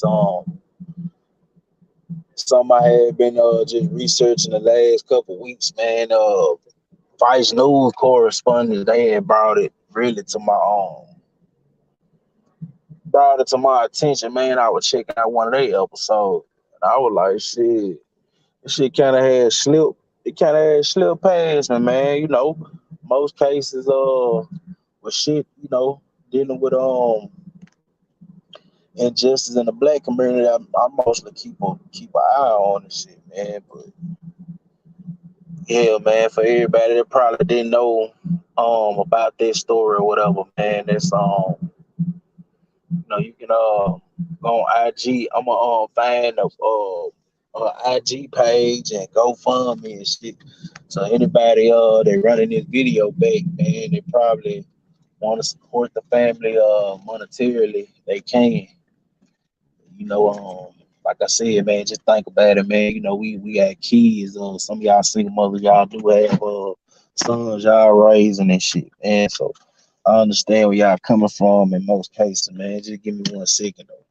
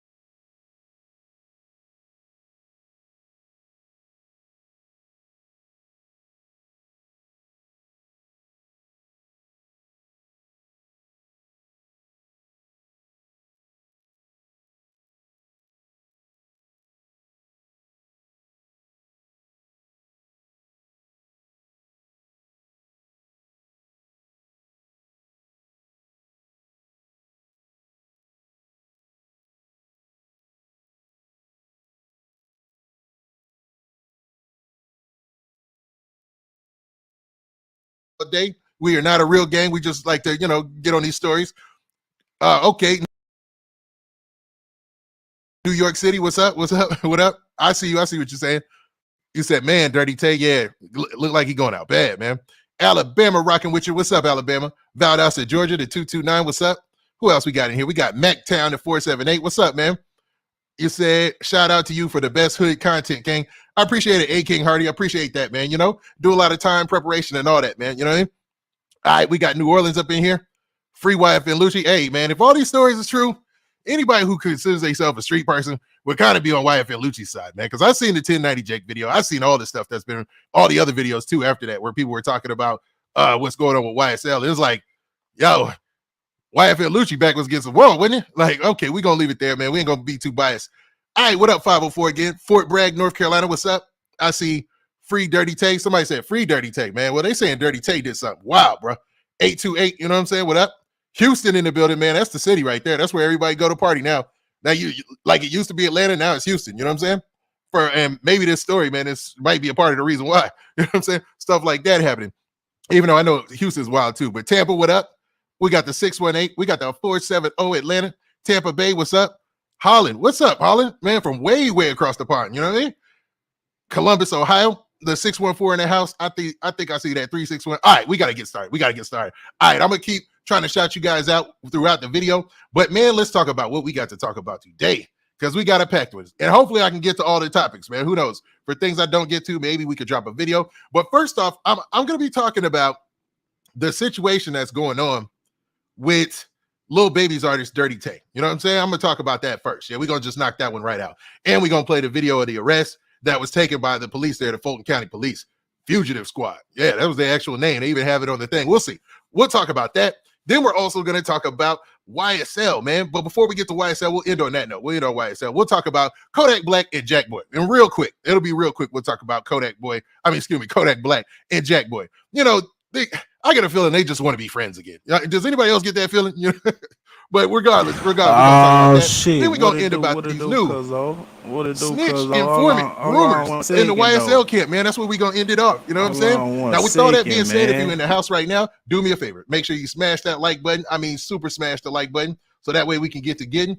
And before we get everything started off the right way, let's make sure we got everything going. All right, so let's get to it.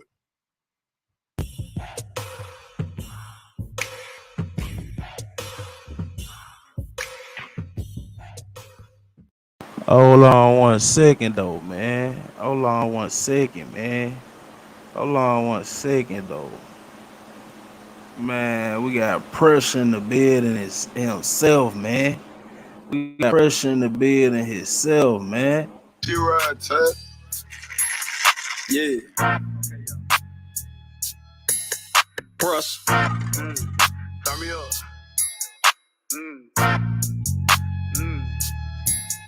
I'm just a bird that been thuggin' like Banjo Kazoo. Slap on the edge just to see what it do. Yeah, I be clowning, but never a fool. Attitude pressure like bitch, what it do? I done lost too much, ain't nothing else to lose. If I can get rid, that's the point I can prove. At the table, let one get the food. Don't understand me, you not in my shoes. If I don't be rude, myself I'ma lose. Bitch, to come try me, I'm gon' make the news. Ran out of blue, better come up with clue. Buy the building, can't build with no tools. You know a young nigga smooth. Walking my shoe like the first day of school. Won't keep me lacking, I keep me a tool. You won't get rich if you don't break the rules. Don't a man, I might pop out with a sticker. That big got an attitude, I call her Vicky. Get to the crib, got a phone my old lady. Cause when I get back, man, I don't want no tripping. Stacking the paper so I can get full as a bitch. I ain't got no choice but to get it. I got some shooters and killers surrounding the nigga, but don't need a check to go do it. Half of these niggas will fall under pressure, but I'ma go hit the block harder than Cubic. 100 rounds, got a whole lot of clips for a nigga. Ain't talking about a scene for a movie. Yeah, I remember way back in the days, I was bumping that flocker. Oh, let's do it. Half of these hoes that were turning me down, take a look at me now, and got me some groovy. All of my diamonds be dancing, it's kinda romantic, in love with the bling bling. Took me some losses, I move without causes, I promise we fall for the same thing. Get to the bank when I make a deposit, I promise that be going ching ching. Count up a stack and reward the little bitch in the back. It's an everyday routine. Tell me your motive, I'm trying to stay focused. Can't out from posting, I'm shooting like Ginobili. Totally different, I never be folded. Treating them bitches like pin when I'm bowling. Young nigga gifted, they feel like I'm chosen. Riding up a back, cause I'm only getting older. Diamonds will hit you like flashing the solar. Bad joking zoo, but a nigga went polar. I might pop out with a sticker. That big got an attitude, I call her Vicky. Get to the crib, got a former old lady. Cause when I get back, man, I don't want to trip it. Stacking the paper so I can get full as a bitch. I ain't got no choice but to get it. I got some shooters and killers surrounding the nigga, but don't need a check to go do it. Half of these niggas are fall under pressure, but I'ma go hit the block harder than Cuban. 100 rounds, got a whole lot of clips for a nigga. Ain't talk about a scene for a movie. Yeah, I remember way back in the days, I was bumping that flogger. Oh, let's do it. Half of these hoes that were turning me down, take a look at me now. I done got me some groupies. Brush.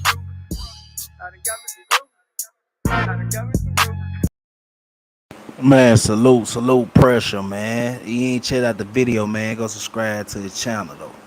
Man, salute, cuzzo. Straight from the hearse, man. But yeah, man, let's get back to this shit, though. Yeah, man, with this little situation, we got out the way with the Lekeith Smith. With this whole little situation with the apparatus, from his video, man, it's really about 4PF artist, Dirty Tay, man. Like, no cap. If y'all ever watched American Gangster, when that little shit happened up in the movie when they were trying to get Frank Lucas, they were trying to get him. And I think they had the little scene where the dude, it was like, I want to say the dude had shot his old lady or some shit, man. It was some shit happened. And that was like they holding that was their way to kind of go in and get dude, bring the whole organization down. Now with this whole little situation right here, kind of seem like the same goddamn thing, you feel me? In my eye. That was the first thing popped up in my head. You feel what I'm saying? Like, we gotta see Dirty Tay gonna hold up. You feel me? Hey, what's up? This your boy Big Man. Appreciate everybody coming in here for this kind of late show. I don't go late I don't go live this late usually. You know what I'm saying? But man, there's so much to talk about. Man, I had like 4 or 5 stories I was looking at. But man, let's get to it, man. So the first thing we're gonna talk about is this situation with Lil Baby and his artist Dirty Tay. Now, Dirty Tay has several videos on social media. He has a couple World Star videos. He's pretty much done the rounds as far as trying to establish himself as an artist, but it looks like he's ran into a little bit of trouble. Now, Dirty Tay, you can see there with his 4PF chain on or whatnot, wearing it proudly. He even has a bigger version in another picture. Pause on all that, right? But he rocks with Lil Baby, and he's part of 4PF. Now, there's been a lot of rumors about 4PF recently due to the things that are going on in Atlanta with these RICO cases, right? Now, there has been no indication that Lil Baby was going to be involved in any of this RICO stuff. As far as I know and I'm concerned, Lil Baby is an artist, and he's only focused on tearing up the charts and doing his thing. You know what I'm saying? And we appreciate him for that music and appreciate him for what he's doing, right? But, man, you can't deny when somebody from your crew gets arrested for a shooting. You know what I mean? Even though it's one of your artists and maybe you just have a CEO-artist relationship with that person. But regardless, man, that's a crazy, crazy look. And that's what Dirty Tay is locked up for right now, man. A lot of people are talking about this story because it involves somebody relatively young, man. I want to say like not a toddler, a 3-year-old. So I don't know what age group that puts the kid in, but sad situation all around. And that's his mugshot. So let's do this.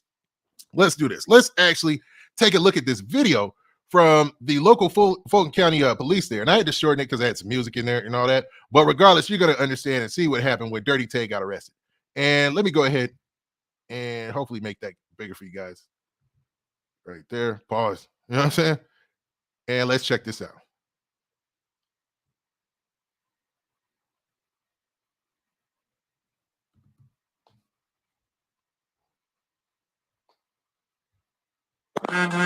Exit out the vehicle for me.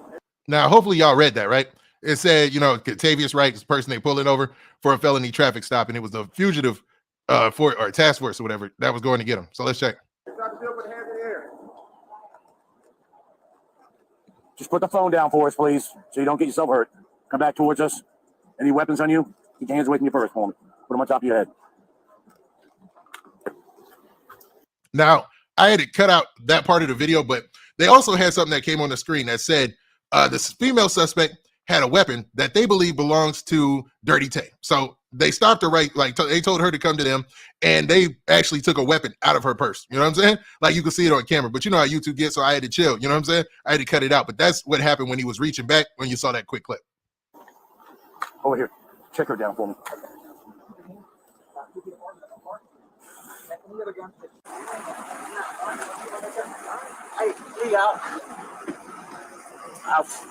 Now that right there is allegedly or reportedly Dirty Tay, who's Lil Baby's artist, man, and that's him in handcuffs, and it ain't looking good. Yeah, he's got his phone and a big stack of cash in his pocket. Y'all heard that? Oh, let me play it all the way through, and we'll come back and break it down a little later. There are no weapons on you. Can you get that to my girlfriend, please? As soon as we get a chance, all right? I'll get the money out of your pocket in a second. You got weapons on you, right? Nah. It's ID. Chef, I love you, bro. Chef. Hey, follow this officer right here. Chef. Come on. I love you for real, bro. Can I get my girlfriend to get you out, please? You'll get in a second. Come on, bro. You'll get in a second. Please. Oh shit! The nigga try to give a girlfriend a key, man. Boy, what kind of shit we living in these days? Why am I on here? But you look 6'7".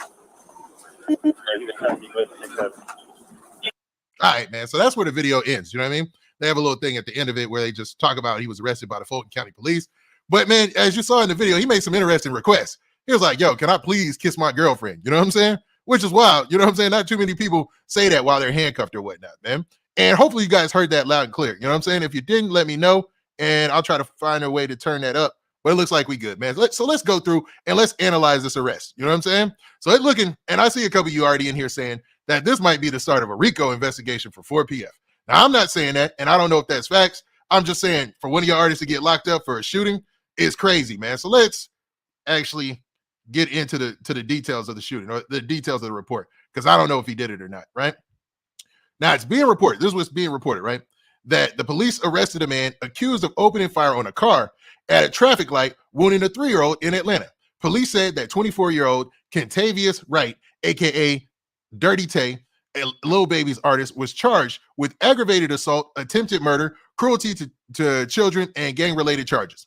Police think he shot a 3-year-old, and I'm not going to say the 3-year-old's name, on August 3rd at Peter Street, Chapel Street, after the child's father took his children to get a haircut. The child survived, but had a bullet removed from his head. Police said Wright is in Fulton County Jail after being arrested on Friday. Police said DeWan Joel noticed the car. Man, that's sad. That's sad, though. I ain't gonna count. That shit sad as fuck. Shit sad as fuck. Yeah, man.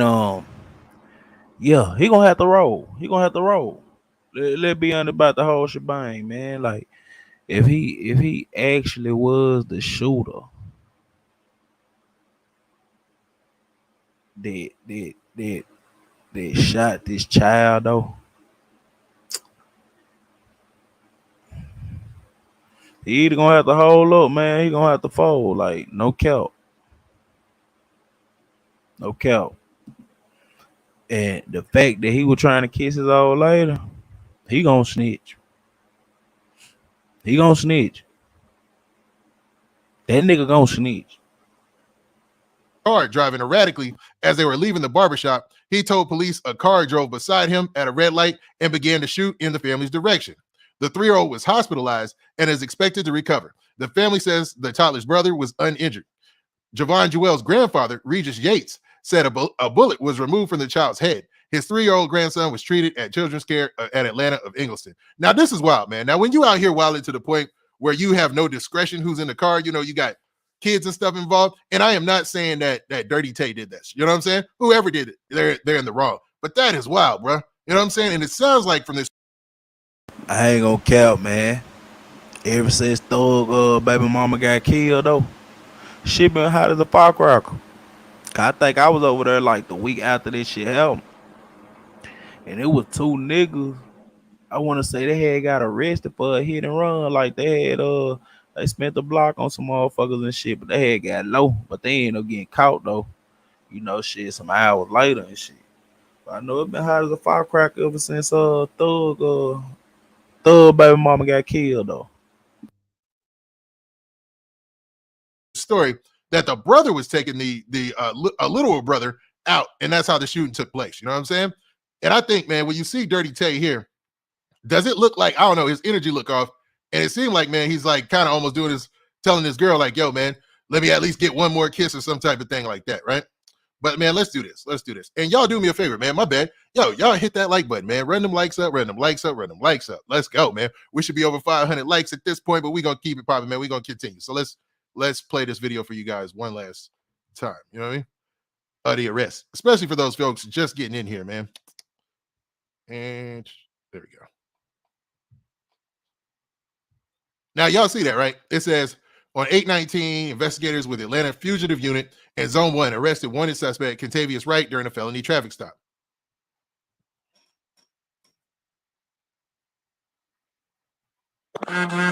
Exit out the vehicle for me. Exit out the vehicle with the hands in the air.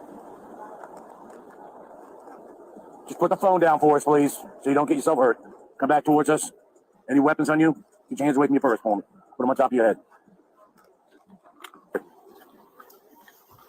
Over here. Check her down for me.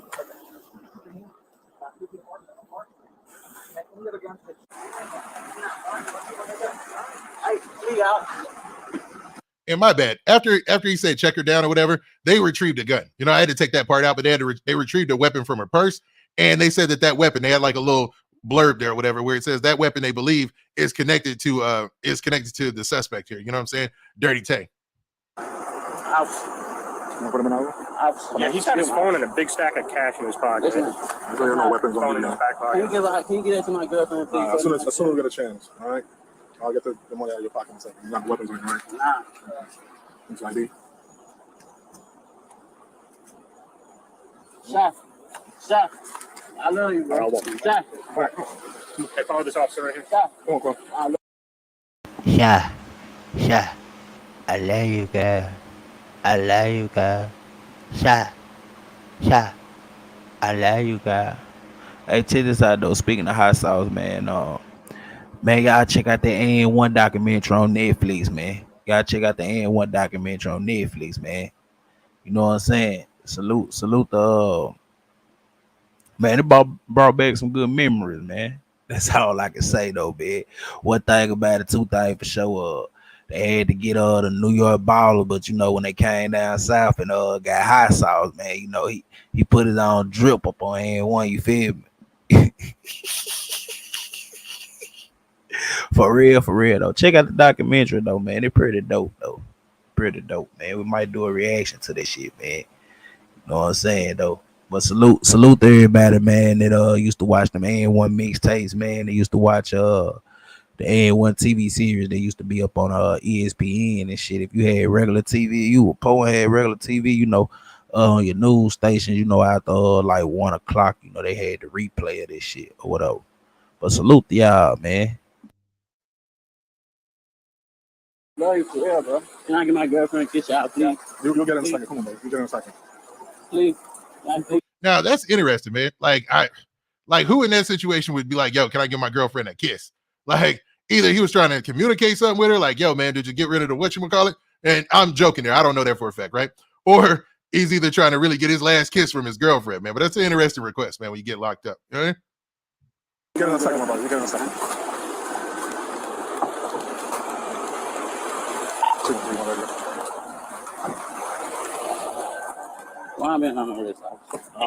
Now, in case you guys couldn't hear that good, he basically asked why he was being arrested. He was like, "Why? Well, why am I being arrested, huh?"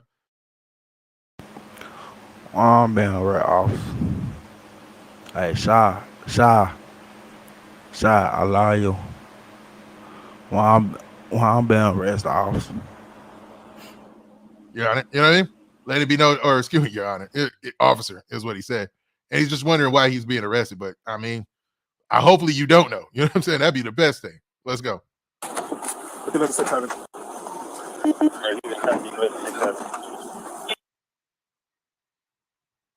Yeah, now that's the end of it right there. That is the end of it. Crazy, man. Crazy, man. Let's just assume that this is true. And he was arrested for what they're saying he was arrested for. I doubt that was his intent when he left the house. Hopefully not. You know what I'm saying? But man, Atlanta, a little too turned up, man. Where you got cats getting locked up for crazy shootings left and right. And the fact that it's one of Lil Baby's artists, he's down with 4PF, just ain't a good look, man. So let's also look at something else, man. I also want to talk about this because since this story is broke, Dirty Tay has taken to social media. It's weird nowadays because, you know, cats will be in jail and they might have access to their social media, or they might not, and somebody else might be posting for them. You know, that happens a lot. And it seemed like he wanted to put a post out there and let everybody know, you know, his side of the story. So we're gonna look at that real quick, man. Let's take a look at that. So pull up a pic. So this is the post that he made from jail. Actually, that pic's too big. Let's do this. Oh yeah, I gotta say this shit too. Since football season and kicked off, you know what I'm saying? Hey, the Baltimore Ravens, we run the AFC North. Coach Dude, fuck the Browns, fuck the Cincinnati Bengals, and to any Pittsburgh fans, y'all can suck my dick. I'm putting it out there respectfully. You know, putting it out there respectfully. Salute the dailies.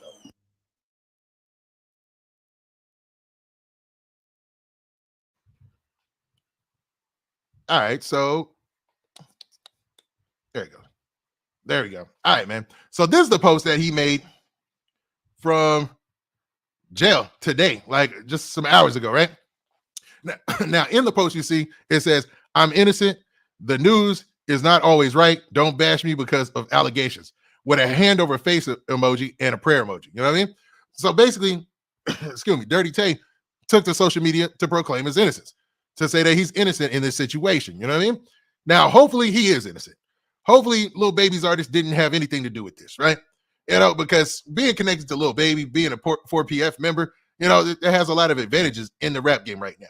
And to think that he'd be, you know, accused of such a crazy crime, you know, that's just a bad look all around for him and his team. And, you know, I know Lil Baby doesn't wear that. He's not responsible for everything each one of his artists do. But, man, it's a crazy look, to say the least. I ain't gonna lie, man. You know? Y'all said this happened before Lil Baby? Y'all say this happened before he got signed? Because I see videos of him out there, music videos from like 2020. You know what I mean? Now, I wasn't sure if he was signed with Lil Baby yet in 2020, but he definitely, you know what I'm saying? He definitely was out there rapping or whatnot, man. And I think he had a song with Bankroll Freddie, a couple other people. You know what I mean? Let's see. Y'all said, oh, he religious now? Y'all said, imagine, let's see. Dirty Tay is in a dirty situation. Yeah, he's in a bad situation. I don't know about all that, but he's definitely in a bad situation, man. It don't look good. You know what I mean? Y'all said it happened early August. Yeah, when did he sign the 4PF? You know what I mean? And the way that these RICOs working, man, and I don't think that 4PF has a RICO case or anything like that, but the way these RICOs going, man, you know, it just be one arrest after another. They bring one person in, you know, we can get you off for this shooting. And then that's how the thing starts. You know what I mean? The shooting was from 3 weeks ago. Yeah, he was probably signed then, dog. Like he was signed because the pictures with the 4PF chain wasn't from too long ago either. You know what I'm saying? Y'all said, nah, this happened Friday, was signed to the 4PF. That's what I thought, man. That's what I thought. Yep. This is crazy though, man. This is crazy news, man. Say, calling them names. I see y'all. All right, man. So what do y'all think? Let's pose the big question, right? Do y'all think that this is anyway gonna have a negative effect on Lil Baby in Atlanta, or the fact that he's already a hometown hero and things are good for him? One of his artists getting arrested for something not related to him won't have much of an effect. You know what I'm saying? Like, I don't think so. But y'all tell me in the chat, man. Tell me in the chat. Now, let me go ahead and get that video out of here. And man, we're gonna move on to our next subject. You know, and the next subject I want to talk about is Jack Boy and Kodak Black. Now, this is going to be relatively quick, like I said before, because, I mean, the back and forth between Jack Boy, if you guys don't know, probably one of Kodak Black's biggest songs ever, Super Gremlin, is basically a diss song to Jack Boy. You know what I mean?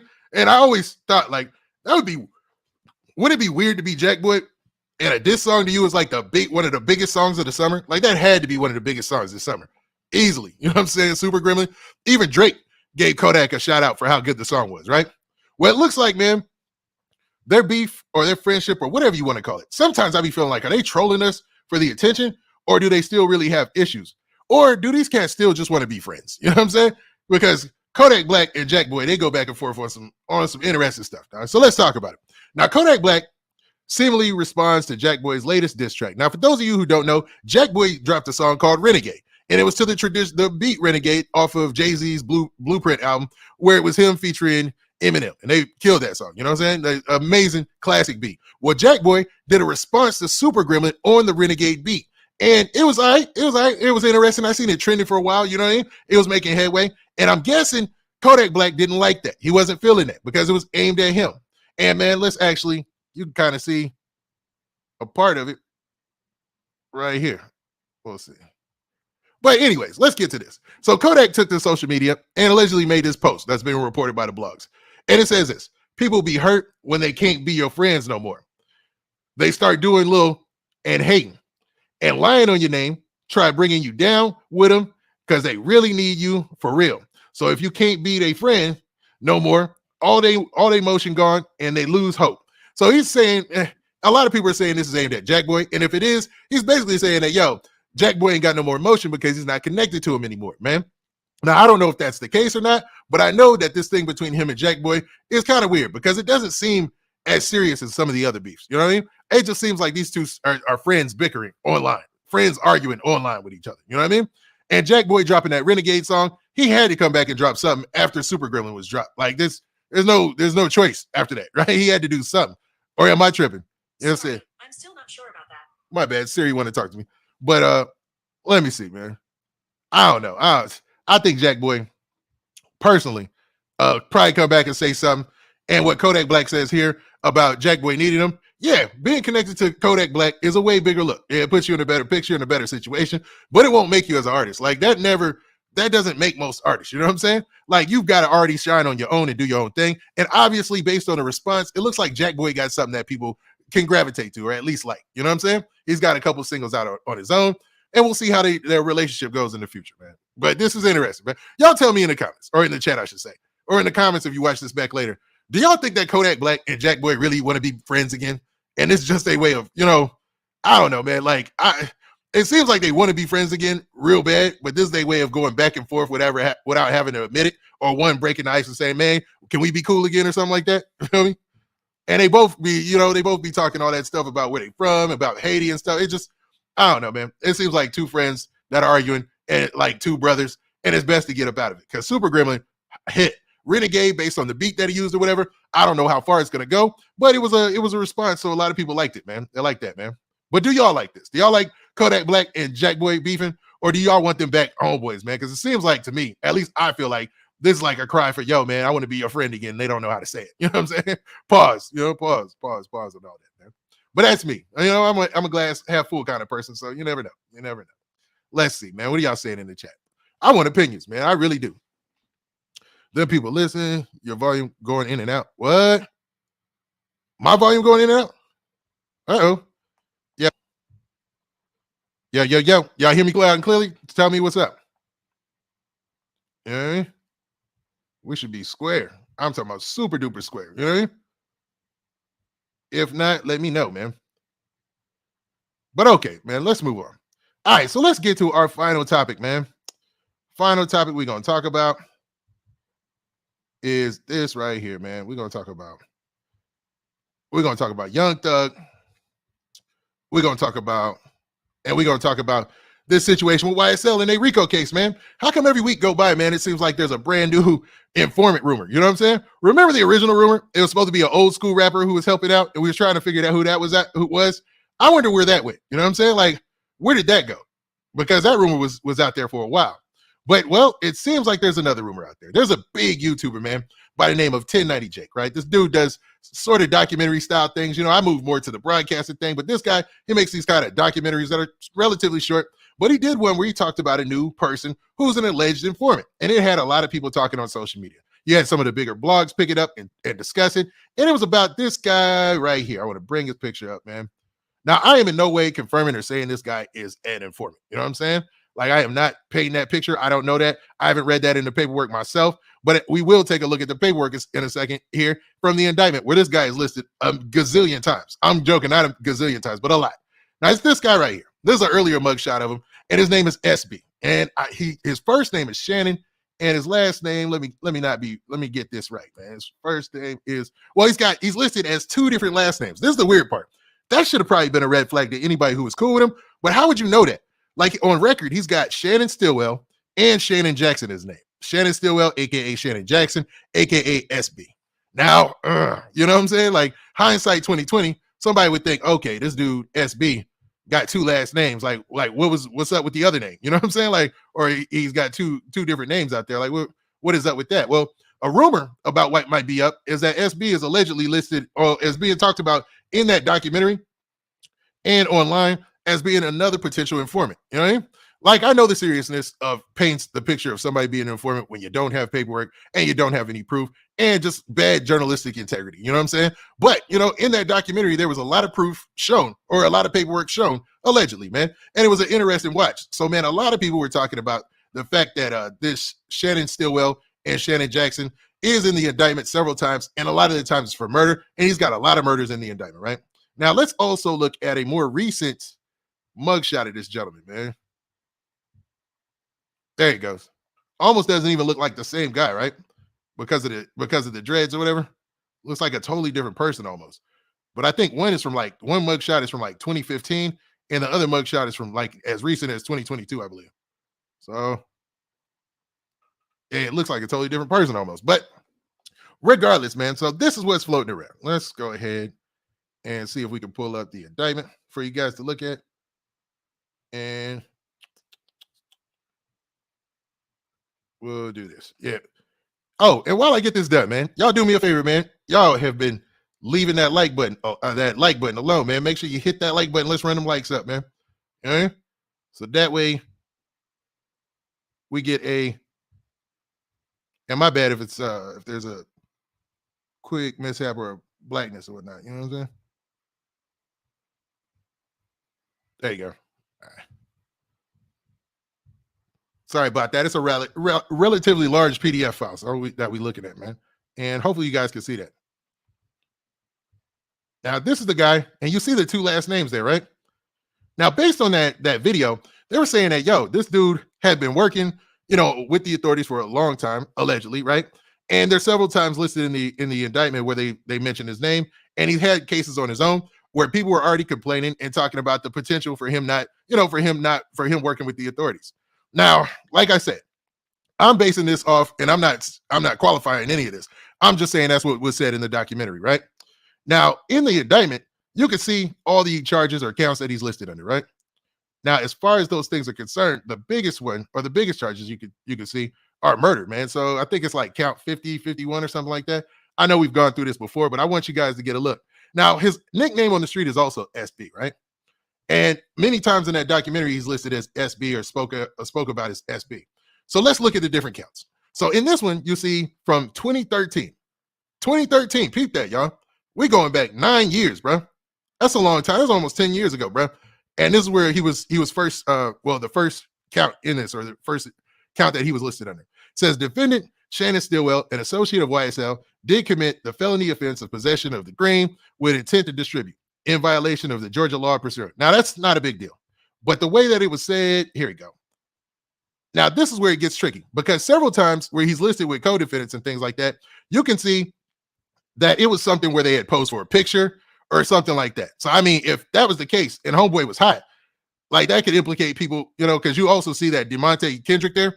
That's Yak Gotti. So Yak Gotti is one of the people who's listed as in this count, 29 or whatever. Now, in 29, it says that Martinez Arnold, Damon Garland, DeMonte Kendrick, aka Yak Gotti, and SB, this guy Shannon Stillwell, and Jeffrey Williams, that's Young Thug, associates of YSL, did pose for a photo released on social media flashing a YSL gang hand sign and overt act in the furtherance of the conspiracy. So they have this picture right here.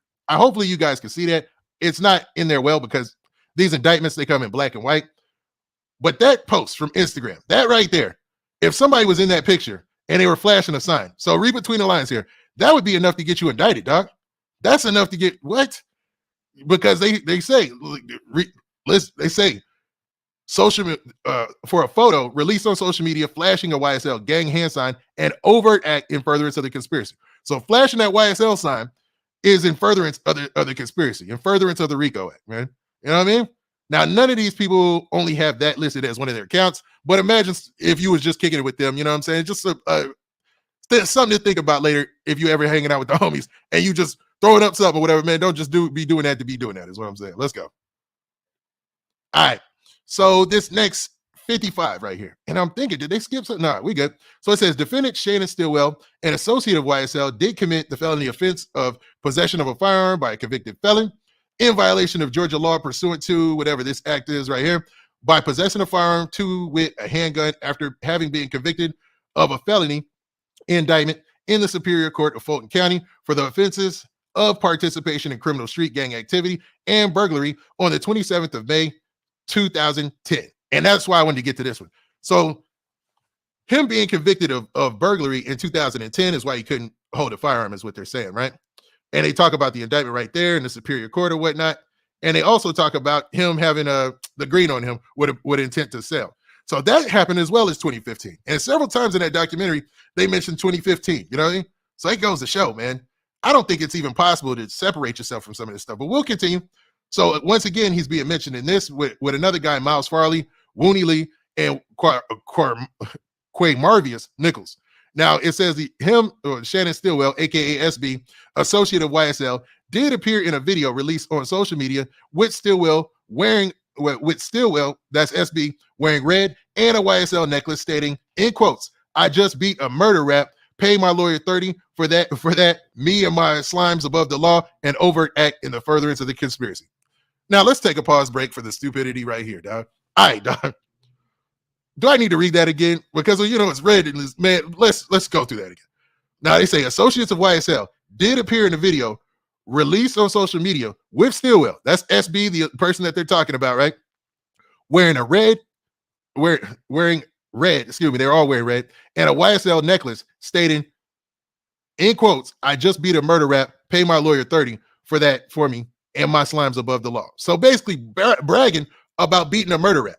Now this allegedly happened in 2019, July of such. Now there's several murders that he's being charged in. So which murder he was talking about, it could be the most, it could be the one we're thinking about, the one of about YFN Lucci's homeboy Nut. But let's continue out throughout the indictment. Now, also it says defendant Shannon Stillwell, aka SB, an associate of YSL, did commit the felony offense of possession of a firearm by convicted felon in violation of the Georgia law pursuant to this code right here. Yeah, we almost hit 2 hours. But yeah, man, shit crazy though, man. It's all that on fire. Salute, Unfold. Salute, Dollar Gang. Salute to you. Salute to you. But yeah, man, all that shit wild though. I ain't gonna count, man. Yeah, absolutely. And like I said, man, just pay attention to the dirty Tay situation, man. I won't be surprised if this be a cause and effect for PF to get hit with a RICO. And it really all depends on what he talking about, what he know, that type of shit. But dude look kind of geek. I ain't gonna count, man. I don't think he just cut like that.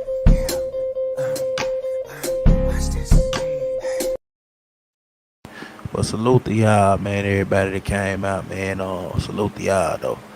Shit. Man, y'all have a blessed day, man. Y'all like Honey K say, man, y'all stay sucker free. In a world full of lollipops, man. The first and foremost, you feel me?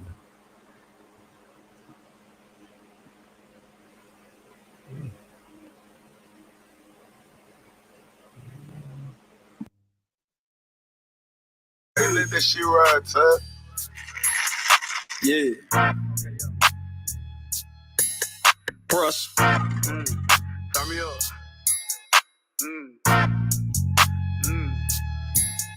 I'm just a bird that been thuggin' like Banjo-Kazoo. Slap on the edge just to see what it do. Yeah, I be clowning, but never a fool. Attitude pressure like, bitch, what it do? I done lost too much, ain't nothing else to lose. If I can get rid, that's the point I can prove. At the table, let one get the food. Don't understand me, you not in my shoes. If I don't be rude, myself, I'ma lose. Bitch, to come try me, I'm gon' make the news. Right out of blue, better come up with clue. Power the building, can't build with no tools. You know a young nigga smooth. Walking my shoe like the first day of school. Won't keep me lacking, I keep me a tool. You won't get rich if you don't break the rules. Don't mask. I might pop out with a sticker. That bitch got an attitude, I call her Vicky. Get to the crib, got a former old lady. Cause when I get back, man, I don't want no tripping. Stacking the paper so I can get full as a bitch. I ain't got no choice but to get it. I got some shooters and killers surrounding the nigga, but don't need a chance to go do it. Half of these niggas are fall under pressure, but I'ma go hit the block harder than Cubic. 100 rounds, got a whole lot of clips for a nigga. Ain't talking about a scene for a movie. Yeah, I remember way back in the days, I was bumping that flocker. Oh, let's do it. Half of these hoes that were turning me down, take a look at me now, and got me some groove. All of my diamonds be dancing, it's kinda romantic and low with the bling bling.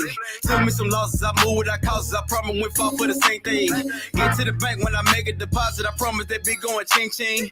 Count up a stack of reward, the little bitch in the back, it's an everyday routine. Tell me your motive, I'm trying to stay focused. Can't out from posting, I'm shooting like Ginobili. Totally different, I never be folded. Treating them bitches like pen when I'm bowling. Young nigga gifted, they feel like I'm chosen. Run up a back, cause I'm only getting older. Diamonds that hit you like flashing the solar. Bad joking zoo, but a nigga went polar. I might pop out with a sticker, that bitch got an attitude, I call her Vicky. Get to the crib, got a former old lady. Cause when I get back, man, I don't want to trip it. Stacking the paper so I can get full as a bitch. I ain't got no choice but to get it. I got some shooters and killers surrounding the nigga, but don't need a chance to go do it. Half of these niggas are fall under pressure, but I'ma go hit the block harder than Cubic. 100 rounds, got a whole lot of clips for a nigga, ain't talk about a scene for a movie. Yeah, I remember way back in the days, I was bumping that flocker. Oh, let's do it. Half of these hoes that were turning me down, take a look at me now, they got me some groupies. Crush. I done got me